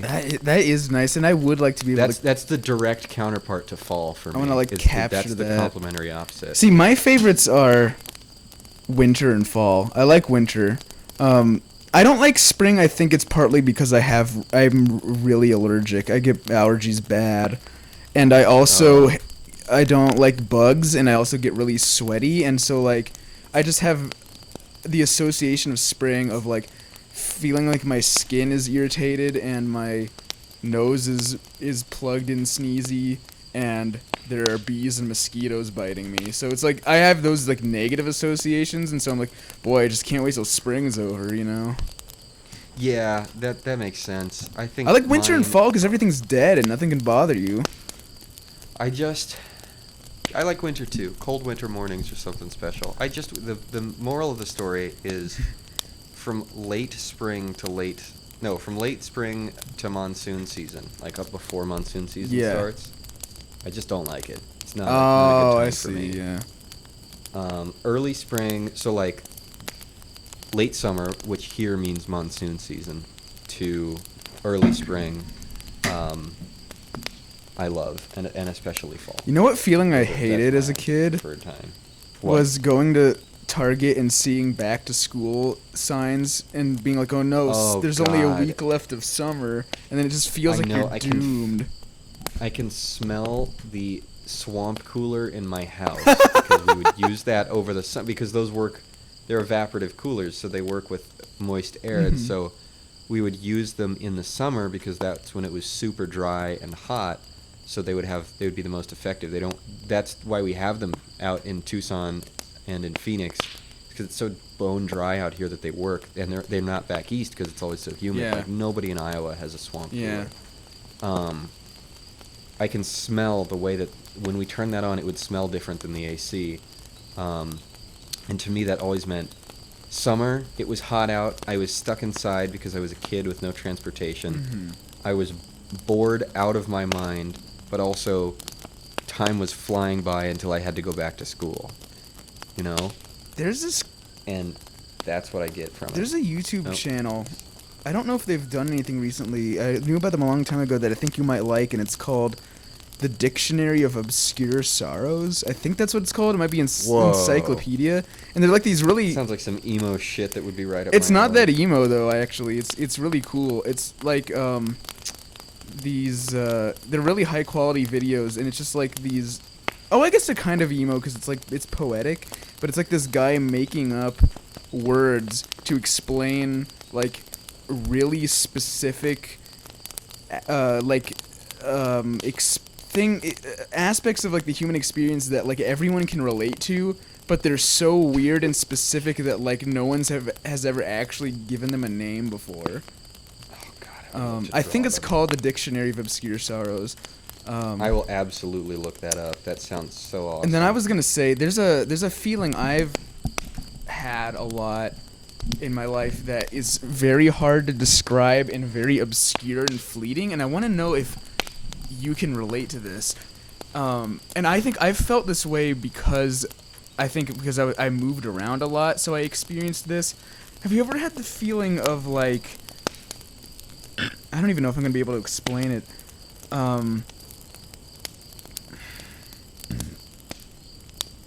Well, first of all, have you ever been in a place that gives you, like, a vague feeling, and then you get, like, deja vu? And it's like, I've had this feeling before, but I'm not sure what it is about this room or this place that's triggering that feeling. Yes, I have that often with. It's one of the most subtle feelings that I get. Yeah. Where it would be meaningless to anyone but me. I've got, like, and even a I don't few really of know why those. it's happening. Yeah. Yeah. Yeah, I know what you mean. There's one I keep thinking of that, like, I remember, it's like the feeling you get when you're staying at, like, a really cheap hotel, and it's like everything that's there for comfort is like an unusually it's like an unusually cheap version of everything, and so it's like in the room it's like you've got a microwave and you've got like the ironing board that folds out, or maybe it's like a weird bed that folds out of a couch, or like hotels do it to me all the time, but only when it's like a cheap, like, Marriott. It can't be like a fancy hotel, or it's like it's got like weird, like, everything's off a little bit, like the tables, all the wood is like this weird, like, lightweight wood, and like the walls are like perfectly white. They don't have any wallpaper on them. Yeah. And it's like, and then you're just like up late at night because you were traveling, and you're really tired, and you're just like watching Fresh Prince on your old CRT TV that they still have for some reason, and there's like a weird distinct smell that those kind of places have. And I've had Yeah, I don't know why, but so many hotels smell the same. Yeah, I don't know. It must be just whatever they clean it with or something, and it's a really weird, comfortable feeling that I like where it's like I feel comfortable, but I'm in a foreign environment where everything almost feels good, but it's a little bit off, and it gives me sometimes it's given me like a high feeling, you know. It's weird. This is making me think of liminal spaces. What's that mean? I've heard of that before. Oh, okay. So I have it in my head for some reason that it's like a Japanese concept, but I don't think it is. It could also show up in like something from Japan, but it's just like spaces that seem to exist outside of normal time. Huh. What's an And example? for me, hotels are like that for me. Airports because are like they that have for me. Yes, because they have weird similarities that seem to remain no matter what hotel you're in. That's really bizarre. Let me look up. Let me define liminal. I kind of want to look it up too. It's fascinating. What is a liminalspace.org? Okay, they literally show a hotel. Oh, cool. So maybe I'm not so alone in this.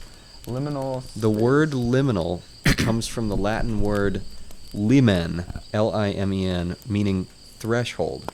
Any point or place of entering or being. A liminal space is the time between what was and the next. It is a place of transition, a season of waiting and not knowing. This is creeping me out. Liminal space. It's a little. I don't know why. It's like a just weird very- like other dimension or something. It's like a weird mind dimension. It's like set aside. It's the dimension of the mind. Thank you, Rod Serling. I feel like him tonight. Yeah. Oh, I love dude, Twilight those are Zone. so good. They're still. Liminal I love space those. is where all transformation takes place. Okay, this seems like someone's trying to sell me a book. Yeah, that sounds I'm gonna weird. go I find a don't different understand how that makes sense. What it has to do with it. Liminality. Yeah, I'm on the wiki of liminality right now too. Oh, it was developed by folklorist Arnold van Gennep, who I've never heard of before.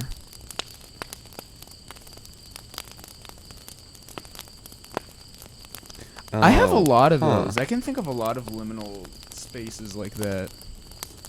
One of them is the digital loneliness thing. Yes, that's a liminal space. Yeah. Just, I know it and I define it for myself. Maybe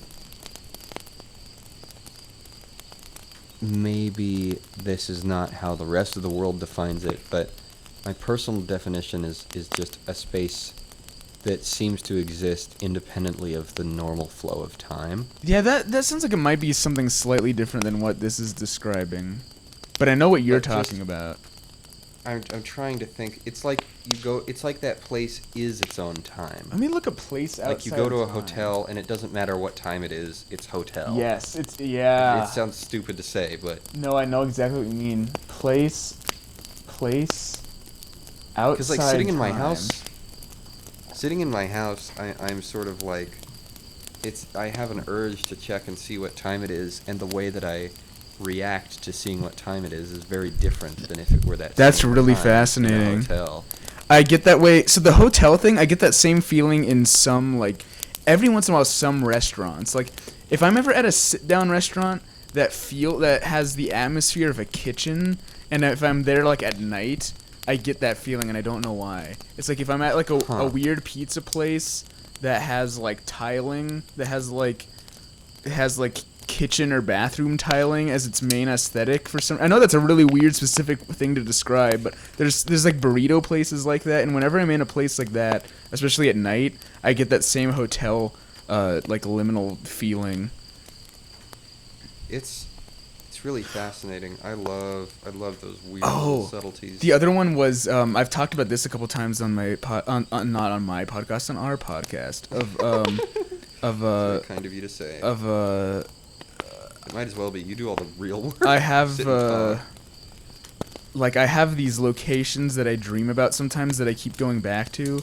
Which, by the way, I went back to another one of those places recently, but I don't remember the dream or anything that happened in of it. And it's like one of them is like a movie theater that doesn't exist, and a weird little like area way downtown, and like some specific restaurants and some specific stores, and a specific like weird indoor school / shopping mall / futuristic living space that I dream about a lot for some reason. I have those too, but right now I'm really struggling to recall any of them. Like I went back to it in the dream the other day. I don't remember what happened in it though. But I love that. I love the feelings of them. Well, there's also a scary playground in my dreams that I don't go to very often, Oh. but I've gone back to it like 2 or 3 times, and that one creeps me out especially because I feel like that's like a deep memory of like a playground I saw when I was like 3, and it like it creeps me the fuck out because it feels. You know how sometimes a thing in your brain specifically feels more like a memory than just an idea or a dream, and it's like. That playground scares me because it's like that one feels so fucking real, and I don't know why. Yeah, I do know that. Yeah. I wish I could think of the ones that I have, and I'm sure I will later. Well, we can talk about it later when you remember. Yeah, of course. You know, I think we've been, speaking of talking, we've been doing it for a while. Do you want to quit, or do you want to keep going? Because maybe we should make these night casts like extra longer than the other ones or something. Sure, we're at because I could just keep talking. I'm 50. I'm really enjoying this. My night Joe has fueled my brain. Mine my dad and I have noted that sometimes we can just drink caffeine late at night and it has no effect on us. Really? It always has effect on me. I could go to sleep right now. I'm such a bitch for caffeine. It controls me. Oh, yeah. I know what you mean. That's one of the reasons I tried to stop for a little bit. I've done that too. God, just waking up and having coffee in the morning. Well, you can have decaf. Like you said, it's like, yeah, I guess. But I You're a like to pussy. grind my own beans, and they don't make decaf beans. Oh, you like to grind your own beans? Yeah. I see. Does that make it taste My better? morning bean grinder. I think so. I don't know. It might be a psychological thing. It probably is, but it's fun. You know, that little, like, process thing. People have really been gentrifying the word ritual, but there's, I know what they mean. I know what they're after. It's nice to have little things that you do and you really take time to think about. Or not think about and just do them and let the action sort of. You described take it you as over. gentrified. Well, they have. It's really interesting. Well, I think that comes from Right, because I don't know. the usage of the there word. Are real rituals. I think it's from the usage of the word in terms of like when people talk about OCD and like people having OCD rituals. Oh, I just think about white people talking about how they brew coffee in the morning. Do they call that a ritual? Uh-huh. I've never. That's weird. And I see that. Maybe that's targeted at me because I'm a sucker for it deep down. That's why I hate it because I know I'm. No, it's okay. I get that. I would suck that too. Is that where the term sucker comes from? I'd suck it. Like suck your cock? Huh. Like you're a I don't know. cocksucker, but people shortened the sucker so they wouldn't get sent to the principal's office. Oh my god. That's the new word for committing a social faux pas. All right. Sent to the principal's Get in the office. principal's office. Go ahead. I mean, you could look up the etymology of the word sucker if you want. I don't care. I just have to pause to make sure. I'm not talking about the bug science. That's entomology. Oh yeah, I just took a class on entomology. Well, yeah, bug It class was online. really cool. I'm gonna take Okay. monkey class next semester, and I'm really looking forward to that. Ape class. God, ape class. Yeah. I'm gonna go ape next semester. Yeah. I'm trying to think of something I read today that was kind of interesting. Because I'm still reading that other Viktor Frankl book, Will to Meaning. I got a Audible card as one of my birthday gifts, and Oh, sweet. I bought a book from Albert Camus. Oh, which one? It's not The Plague, but I do want to read The Plague, and I'm going to buy that tomorrow because that's also when my credit gets renewed. But it's a different one called The Myth of Sisyphus. I've heard of it, but I have not read And it. as far as I can tell from the description, it's not a narrative, it's not a story, it's just kind of his existential philosophy. Like I love being that explained. meme you sent me.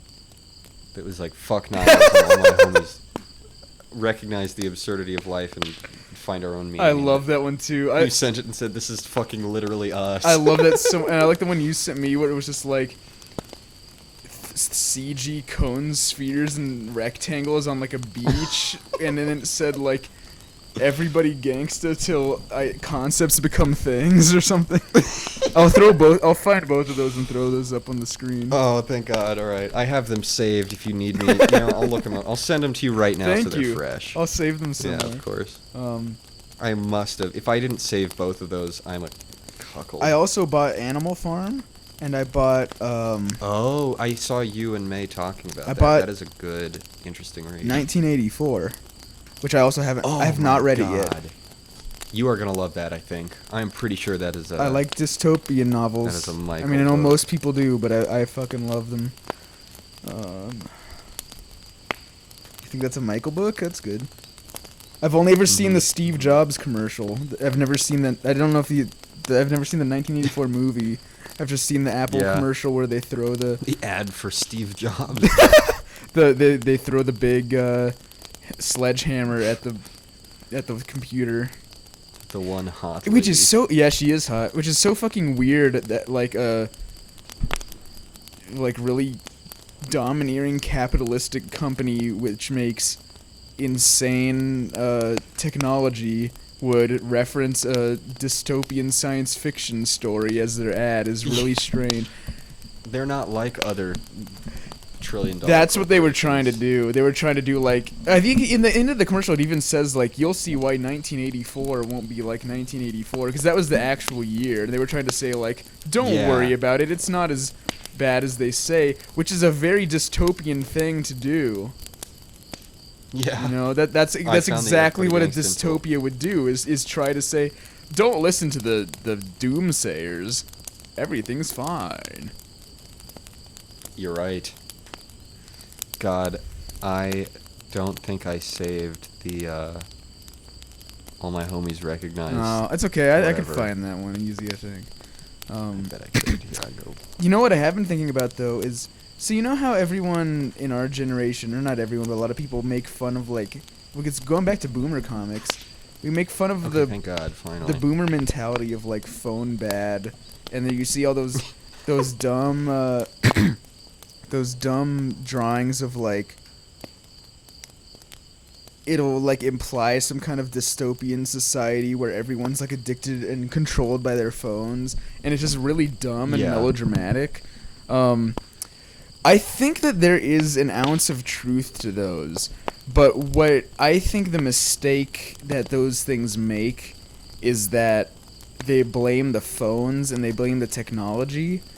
Because I always thought they blamed the people because it's that's like, not where I new got. Generation does this. Oh, that too, or to say that it's like that's another. I see it both ways actually. Now that I think of it, because they say like our generation's dumb or lazy, and they're not like our old generation, or they say because I've also seen some that are like.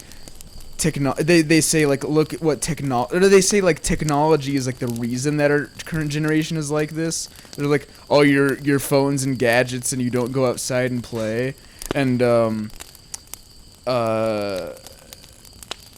I think blaming either the technology or social media or blaming the generation in general is putting the scapegoat on the wrong thing.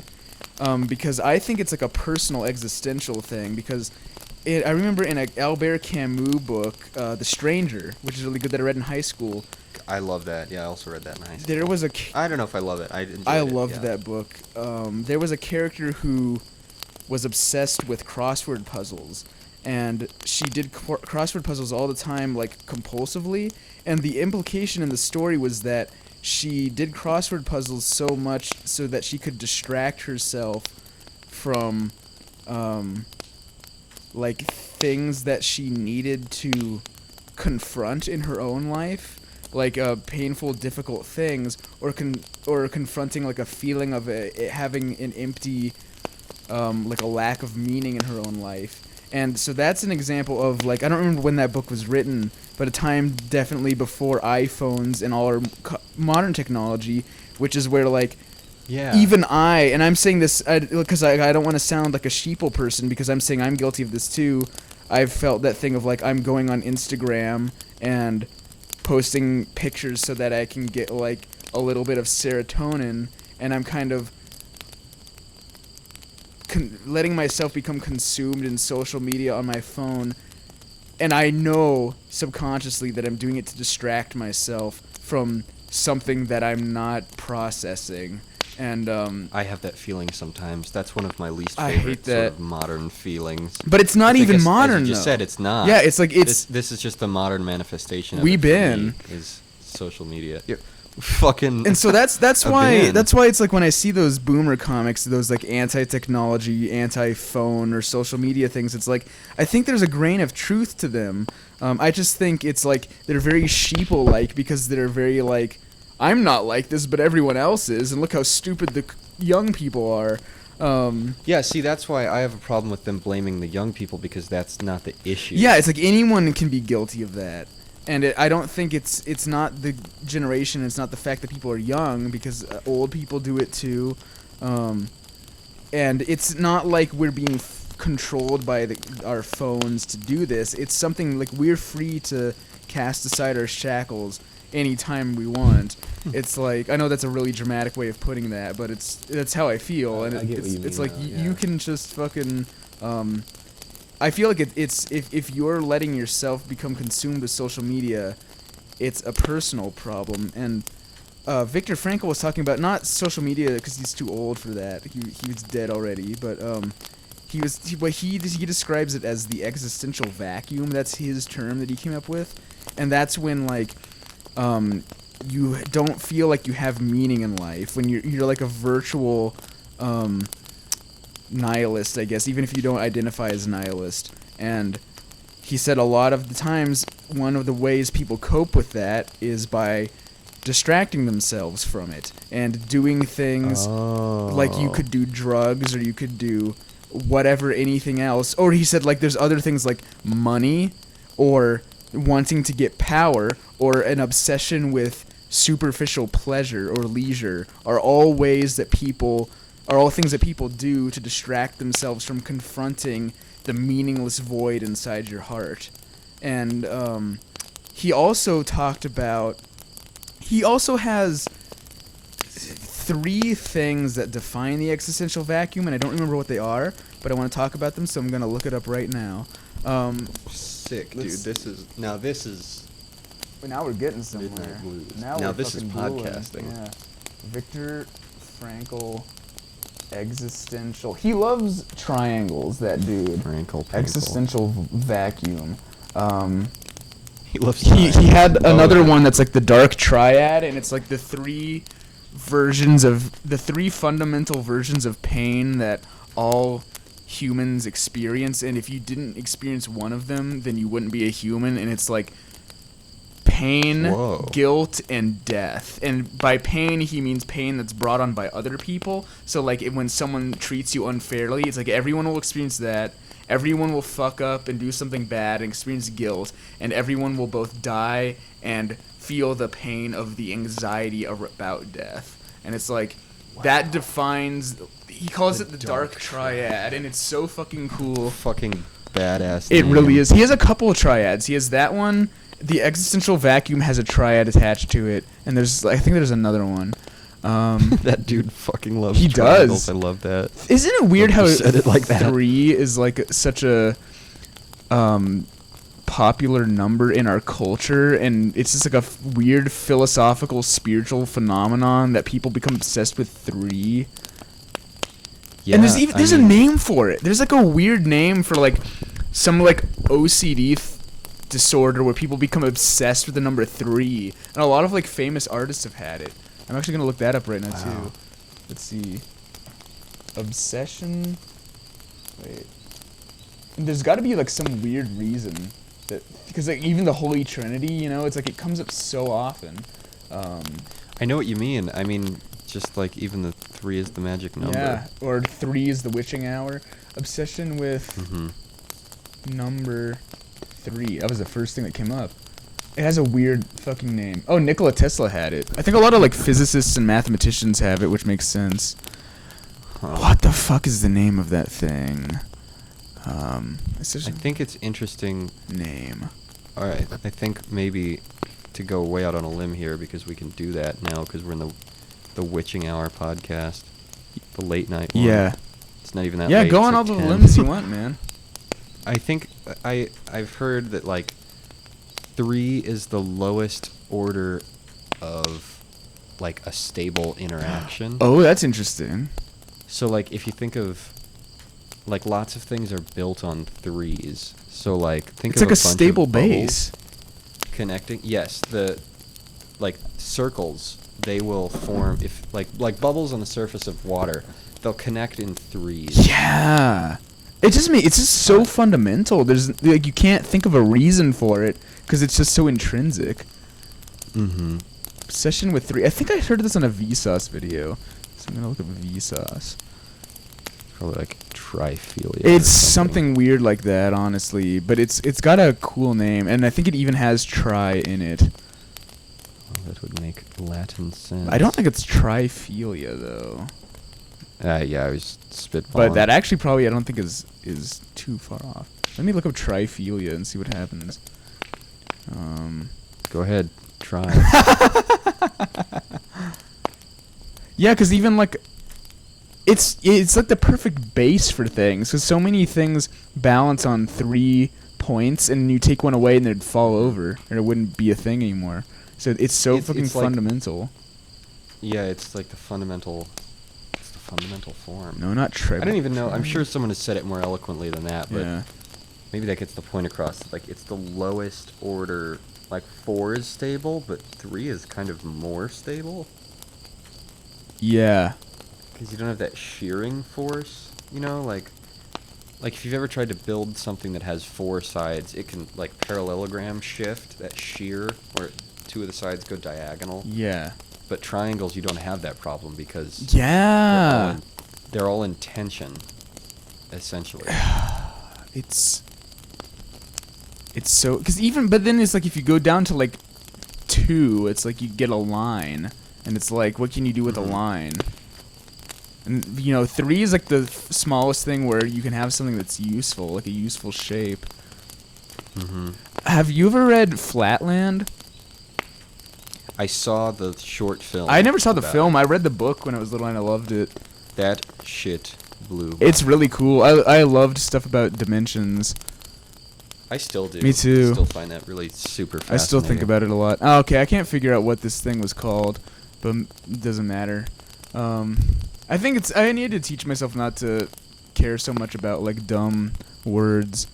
God, I've been there. I'm fascinated by words. I just think they're really cool. Let's see, Viktor Frankl, existential vacuum triangle. I'm looking it up. I love Viktor Frankl's stuff. Oh, he has a meaning triangle, and it's oh yeah, that's it. The existential vacuum. So the 3 points on the triangle are attitude, creativity, and experiences. And what's in the middle of the triangle is the void, and it's like you can find meaning by achieving any of those 3 things, and inevitably all of those in different instances. Hold on, I gotta look this up. I think it'd be helpful So what? to visualize. What do you this. mean? Like attitude means like. So creativity is like you find meaning in making a work, or building something, or discovering something. Or experiences, obviously, it's almost self-explanatory that you find meaning in experiences. And attitude is like, like in his case, when he was in the concentration camps, whatever attitude you have towards your situation can create meaning. And one thing that I really like about what he says is that in life, suffering can be... You have the power to turn a moment of suffering into a personal achievement, which I think is really fucking cool. And you do that by finding a meaning to your suffering, so that it isn't pointless. And here's a cool thing. Here's a quote that I see right now that he talks about this a lot, and he said the existential vacuum manifests itself mainly in a state of boredom, and that's what he was talking about like why we distract ourselves, because when you feel like existentially bored, essentially it's like some people don't want to face the void inside, so they find outside external ways to keep themselves busy, which is a bad thing. God, I've absolutely, not in those words, but I've had moments where I become suddenly and sort of shockingly aware that I'm doing that. Yeah, me too. And it, maybe not even shockingly, it's just sort of like a realization. It's like, yeah, I'm doing this because I don't know what else to do, and I would rather I masturbate have the for that certainty reason of sometimes. something boredom. That's a I would problem I have. rather have the certainty of feeling boredom than the or the certainty of doing something useless versus the uncertainty of existential boredom. That's interesting. That's not even a term. I just made that up, but it makes sense. Have you ever had the? Well, I think it's totally true, and it's a good term. Have you ever had the opposite of that, where suddenly, like, you're just completely happy to sit and think? Yeah. And, like, take things in around you. I still feel that way a lot. I like that feeling a lot. That's awesome. That's one of my favorite feelings. Where it's like you don't want to do anything, you just want to fucking think. Uh-huh. You see, fall days make Of me course, how feel could I that way. forget? Yeah, me That's too. why I like them. I don't know. It's just fall brings out beauty. I think. Yeah. What I think of as beauty. Me too. That are cool. And then the last thing he was talking about before I stopped listening to the book was he was talking about like the education system, and one of his explanations, and I barely kind of remember, so I'll be paraphrasing, is one of the things he said was wrong about the way they do public education is how they manage it, how they try to fix the problem of students being bored. And he was saying the fact that students are bored in the first place already is an indictment, because that is...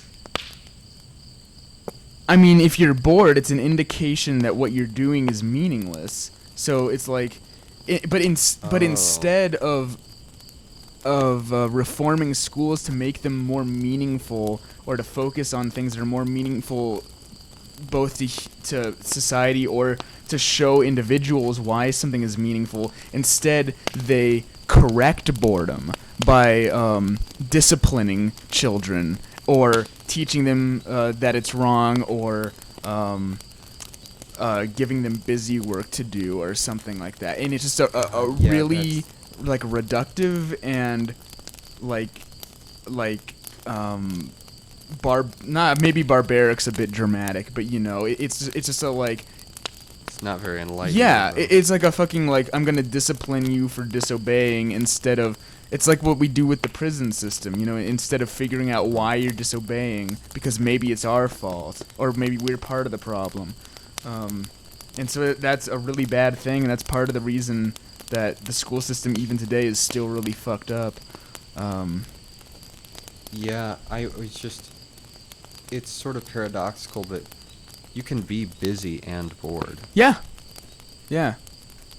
It's meaning that, yeah, I think about that a lot when I'm stressing about work, and not just now, anytime I've had a job or I've been working hard, I stress about it most when I feel as though either the work I'm doing is not meaningful, or I know of work that I could be doing that is meaningful, but for whatever reason I can't do it at the moment. Kills me. That is one of the reasons. That is one of the things that made me the angriest in school. Is like, I wanted to get home so I could make this art that I just had in my mind, and I needed to get it out, and I couldn't because I had to sit here and solve this dumb math problem, and then I would get all these weird, like, existential thoughts of like, where it's like, well, in the end, we're all just chimps, and all these, it's like, you know, the only reason I have to do these things is because some person tells me to, and they're no better than I am just because they're older and have a fancy title. So why do I have to sit here and do what they say when I could be home feeling happy and fulfilled? And those kind of thoughts, because like you think about it and there's still nothing you can do about it. You still have to sit there and do it. So it would just drive me fucking insane and give me so much angst.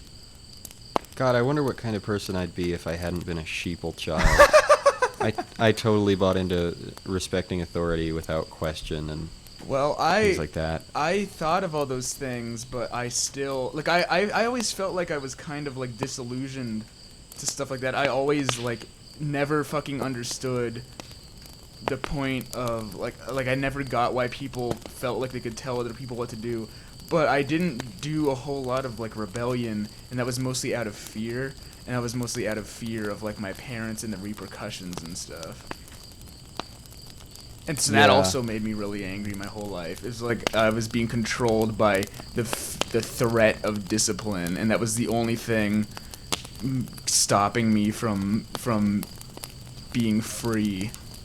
And that I feel like I'm therapying myself right now. It's like I'm just having this epiphany. It's like that's probably what caused so much anger that I felt throughout my life, is like that feeling. Wow. I hated it. Dude, it's weird. I don't know. I was just gonna say I don't know why I'm like this. It's interesting when you can like put the pieces together. Oh, and I see love sort that of feeling.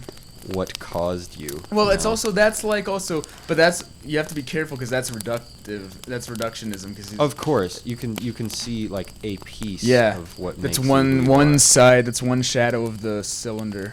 Mm-hmm. Yeah, it's cool and you can see that shape. Yeah.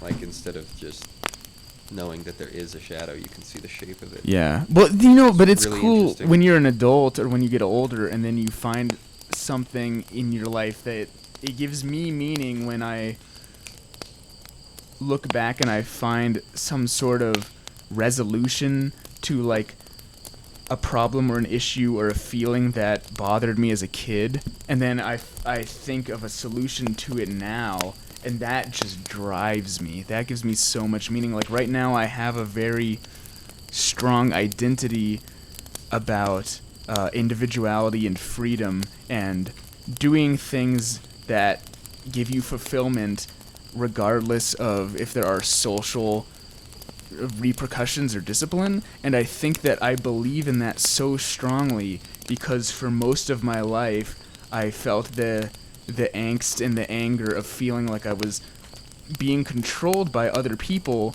with the threat of either shame or straight up discipline, and that just created so much pain for me that my identity now, or part of my identity now, revolves around reacting against that feeling and the things in our society that sort of support that way of being. I do sort of know what you mean by that. Yeah. That is super cool. But it's such a good feeling. It makes my heart burn in a good way. It makes me want to go out and make art.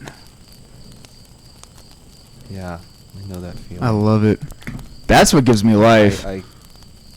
I need to. Yeah, art just keeps getting more meaningful to me. Like, That's great. It used to be something that I did because I needed an identity. I hate it when art doesn't feel meaningful, and it's like, what the fuck did I do wrong? You know? That's what I've been doing for years. Aw. But it's okay because I've been learning that is happening while I've been doing it, and so for some reason I stuck it out and it wasn't meaningful. That's great. I truly don't know why, Well, but here I am. Because art just does that. Like, maybe there was, like, an ounce of meaning that you felt or something. Or you just had faith that it was meaningful for some reason, and then it was. God, that would be cool. You know, I don't know. It's weird. Yeah, I spend a lot of... That's one of the...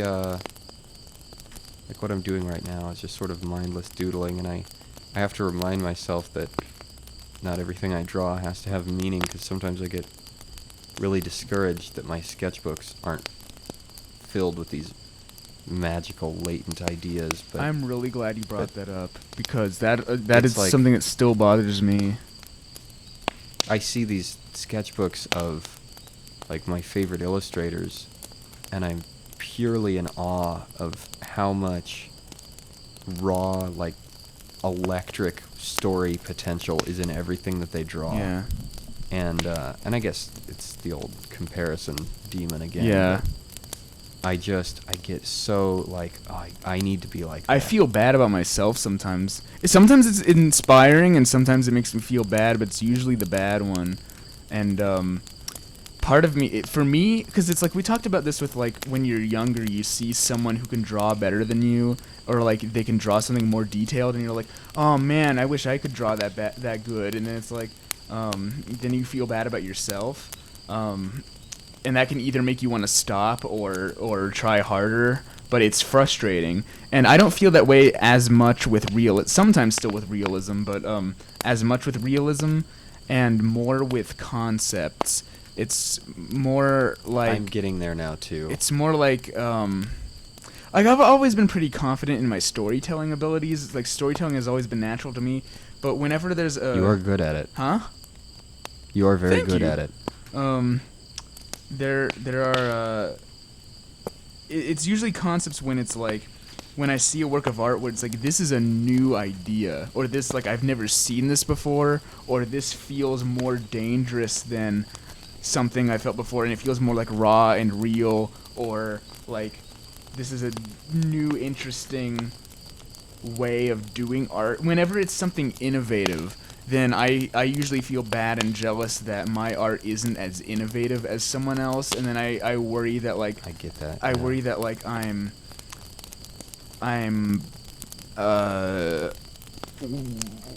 using too many things that have already been done before, and not exercising my full potential by completely removing myself from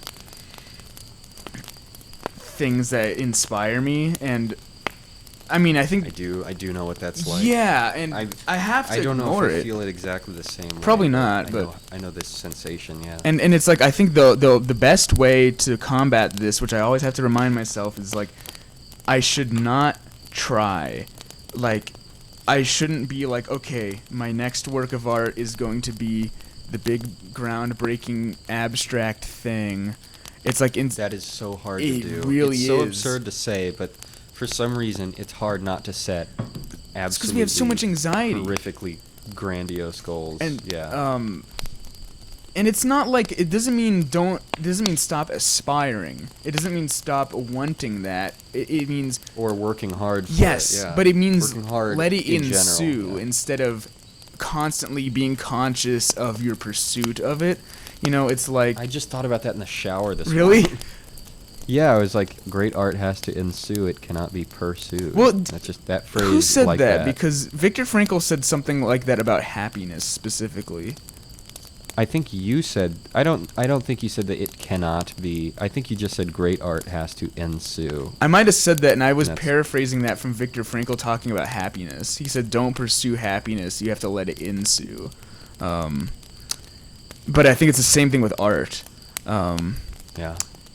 And, I'm loving the chill vibes that are coming off this. what? I love this late night podcast Yeah, I love this too. format. This is great. I'm extra close to my mic and extra quiet, a little I'm bit raspy because not, I'm tired. but I'm not extra quiet, but I do feel nice.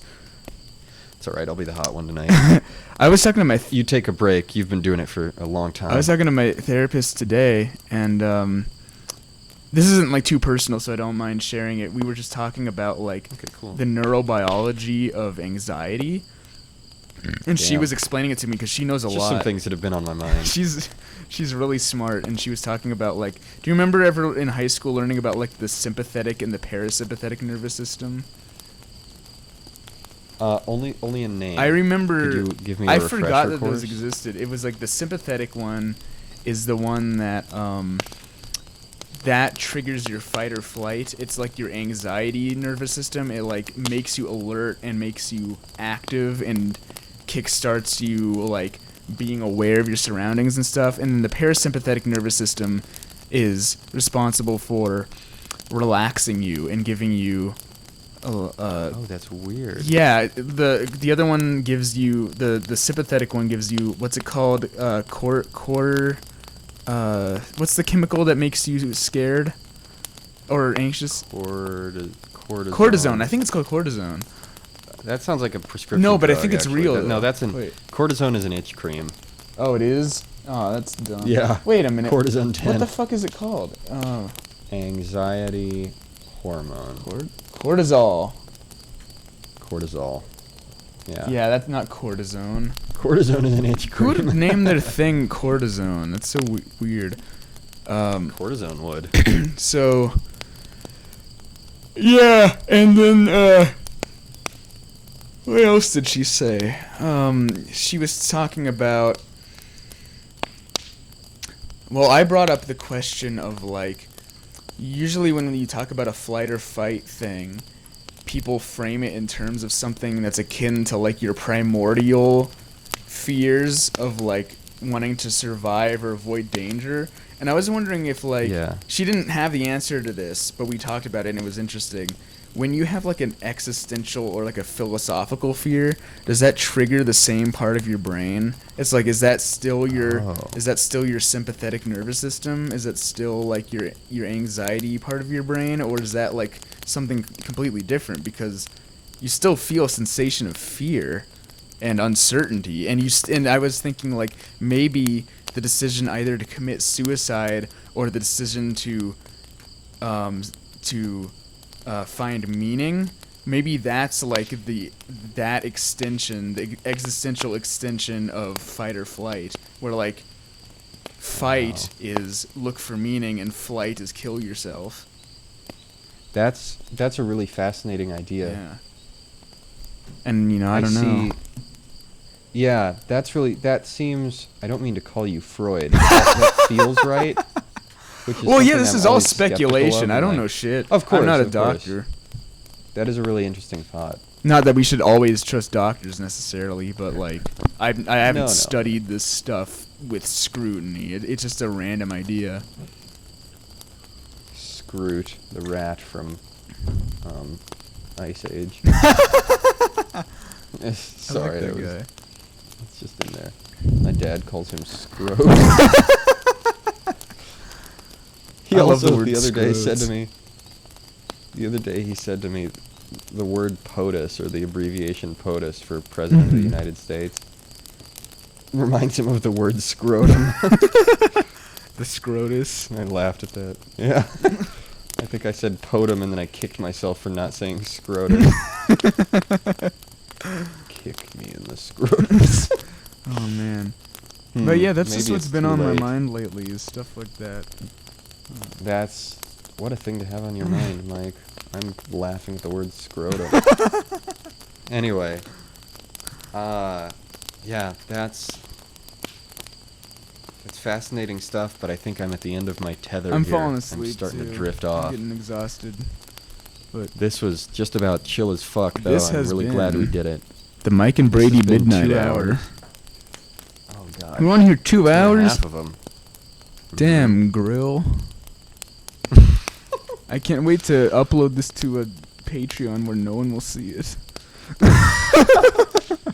Our simp army of 0. I'm gonna do that tomorrow. Tomorrow I'm gonna edit episode 5, so it'll be out on Saturday, and I'll spend most of the rest of the day working on the Patreon and the Instagram and getting things ready on there. I don't work tomorrow. I don't know what I will be doing. I'm sure I'll have stuff to do around here. We can hang out tomorrow But too. I'd love to Zoom. Yeah, Yeah, we can I'd love Zoom. to. I need to fucking we can animate. play tomorrow. Yeah, we need to go out and play. I love that. Yeah, that was really funny. Look at my dinosaur Bro, where'd you on get my it? birthday cake. It's a wind-up dinosaur toy. It's plastic. God, birthdays are amazing. Mm-hmm. Wow, real plastic? So I lucky. thought we Mike. ran out of that. That's, oh my god, it's a plastic dinosaur. Deplasticization. It's the, have you seen that meme No. where it was like a picture. It was like dinosaurs and then an arrow. pointing Yes, to I love that fucking petroleum and then petroleum to plastic and then plastic to plastic dinosaurs. It says even This is a trace. in the false self exists a trace of the truth. That is so fucking funny to me. I'm gonna put that up too. Genius funny. I feel like we might Okay, have even good, talked cool. about that on the podcast before, but That is hilarious. maybe not. Yeah. But I love that meme Well, so much. God, I can't believe I talked about my Black Day dream. That's okay. I Same- talked about the same episode. cultural stealing dream and the. And the other one, the restaurant. Not gonna say that again. I Not gonna say- said that once. You said it for the sake of the story. And it doesn't need yeah. to be repeated by me. God, it's really is funny. really We can get funny, James though. to say it when we need to. Yeah, we'll call him in every time we need to almost say the N-word. We can just put a voice clip. We can get him to say it once, and then we can put it over. So that way No, that's black still that's person essentially. we'll always be saying that- it. I don't know. I feel like that counts. That's not I feel cool. like it counts. That's still us using it. But we're just not saying. I it. feel like that. I feel like that counts though, because it's like we've gotten permission from someone in that community. I feel like I don't know why, but it feels like it's okay to me. It's certainly better than us saying Yeah, it. exactly. As long as we don't abuse it. This. Maybe we start the next, the next one of these with that. The I don't N-word. know. I'm gonna. We start call the it next here. episode Yep. with the N-word. That'll be good. Of course. Any great Mhm. podcast with white people should do. I thought you were gonna say any other great advice. Anything else? Anything else? God. I made me used that on laugh. someone who said the N-word, and I felt like a I fucking know. king, even though I didn't essentially. I shouldn't feel that great about it because I didn't really do that much change in the world. It gave me a little. But you pwned a noob. Morality boner. You owned a non-lib. Oh no, you froze. Oh, Brady, yeah, no. you too. Well, I'll probably Brady. pause it here. I'm sure we're just talking over each other like wild now. Brady, you froze. Oh, I'm back. What happened? You're back. I don't know. The internet went a No. little fucky wucky. Uh-oh, you're freezing again. Oh God. This will probably get cut out. Da da da da da da da da da da da da da da. Brady.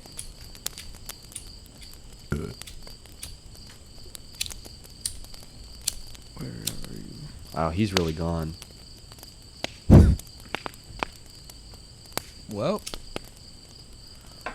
Boy the howdy. Zoom timed out, so I guess that's the end of the episode. Bye, folks. Okay, I'm starting it again. I said a little thing, and I was like, well, I guess that's the end of the episode, but we can keep going anyway. What do you want to say?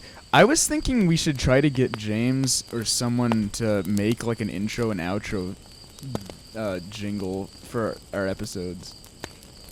Yeah. Like, for these night podcasts, I feel like maybe we should put some kind of, like, cool spooky music in the background or something. I don't remember what that sounds like, but I think I know what you're talking about. Just, like, chill mystery music.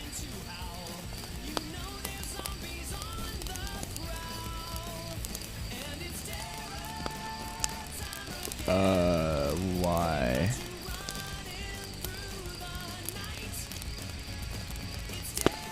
I'm already recording again. I just kept hitting record and it just continued. It didn't, Oh, me still too. at 2 hours. Okay, well we can do it now 30 then. something. I guess. Okay. How will you know where to sync it up? I don't know. What This are was we the gonna first one say? of these, but I really liked it. I think these long format, sort of rambly ones. Not that we don't always ramble, to but pay this for one will be these. behind a paywall. You know what I think though?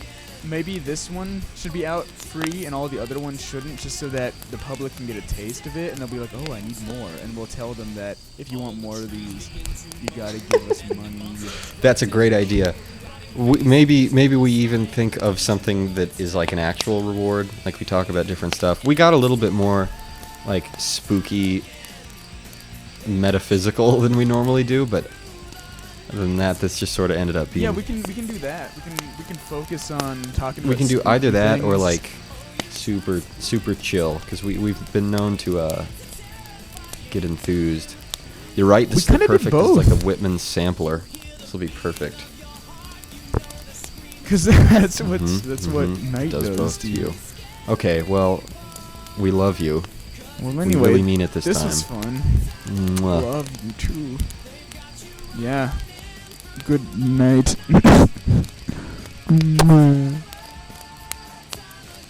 I stopped too. I stopped it with a kid. Oh no, I didn't stop. I'm still going.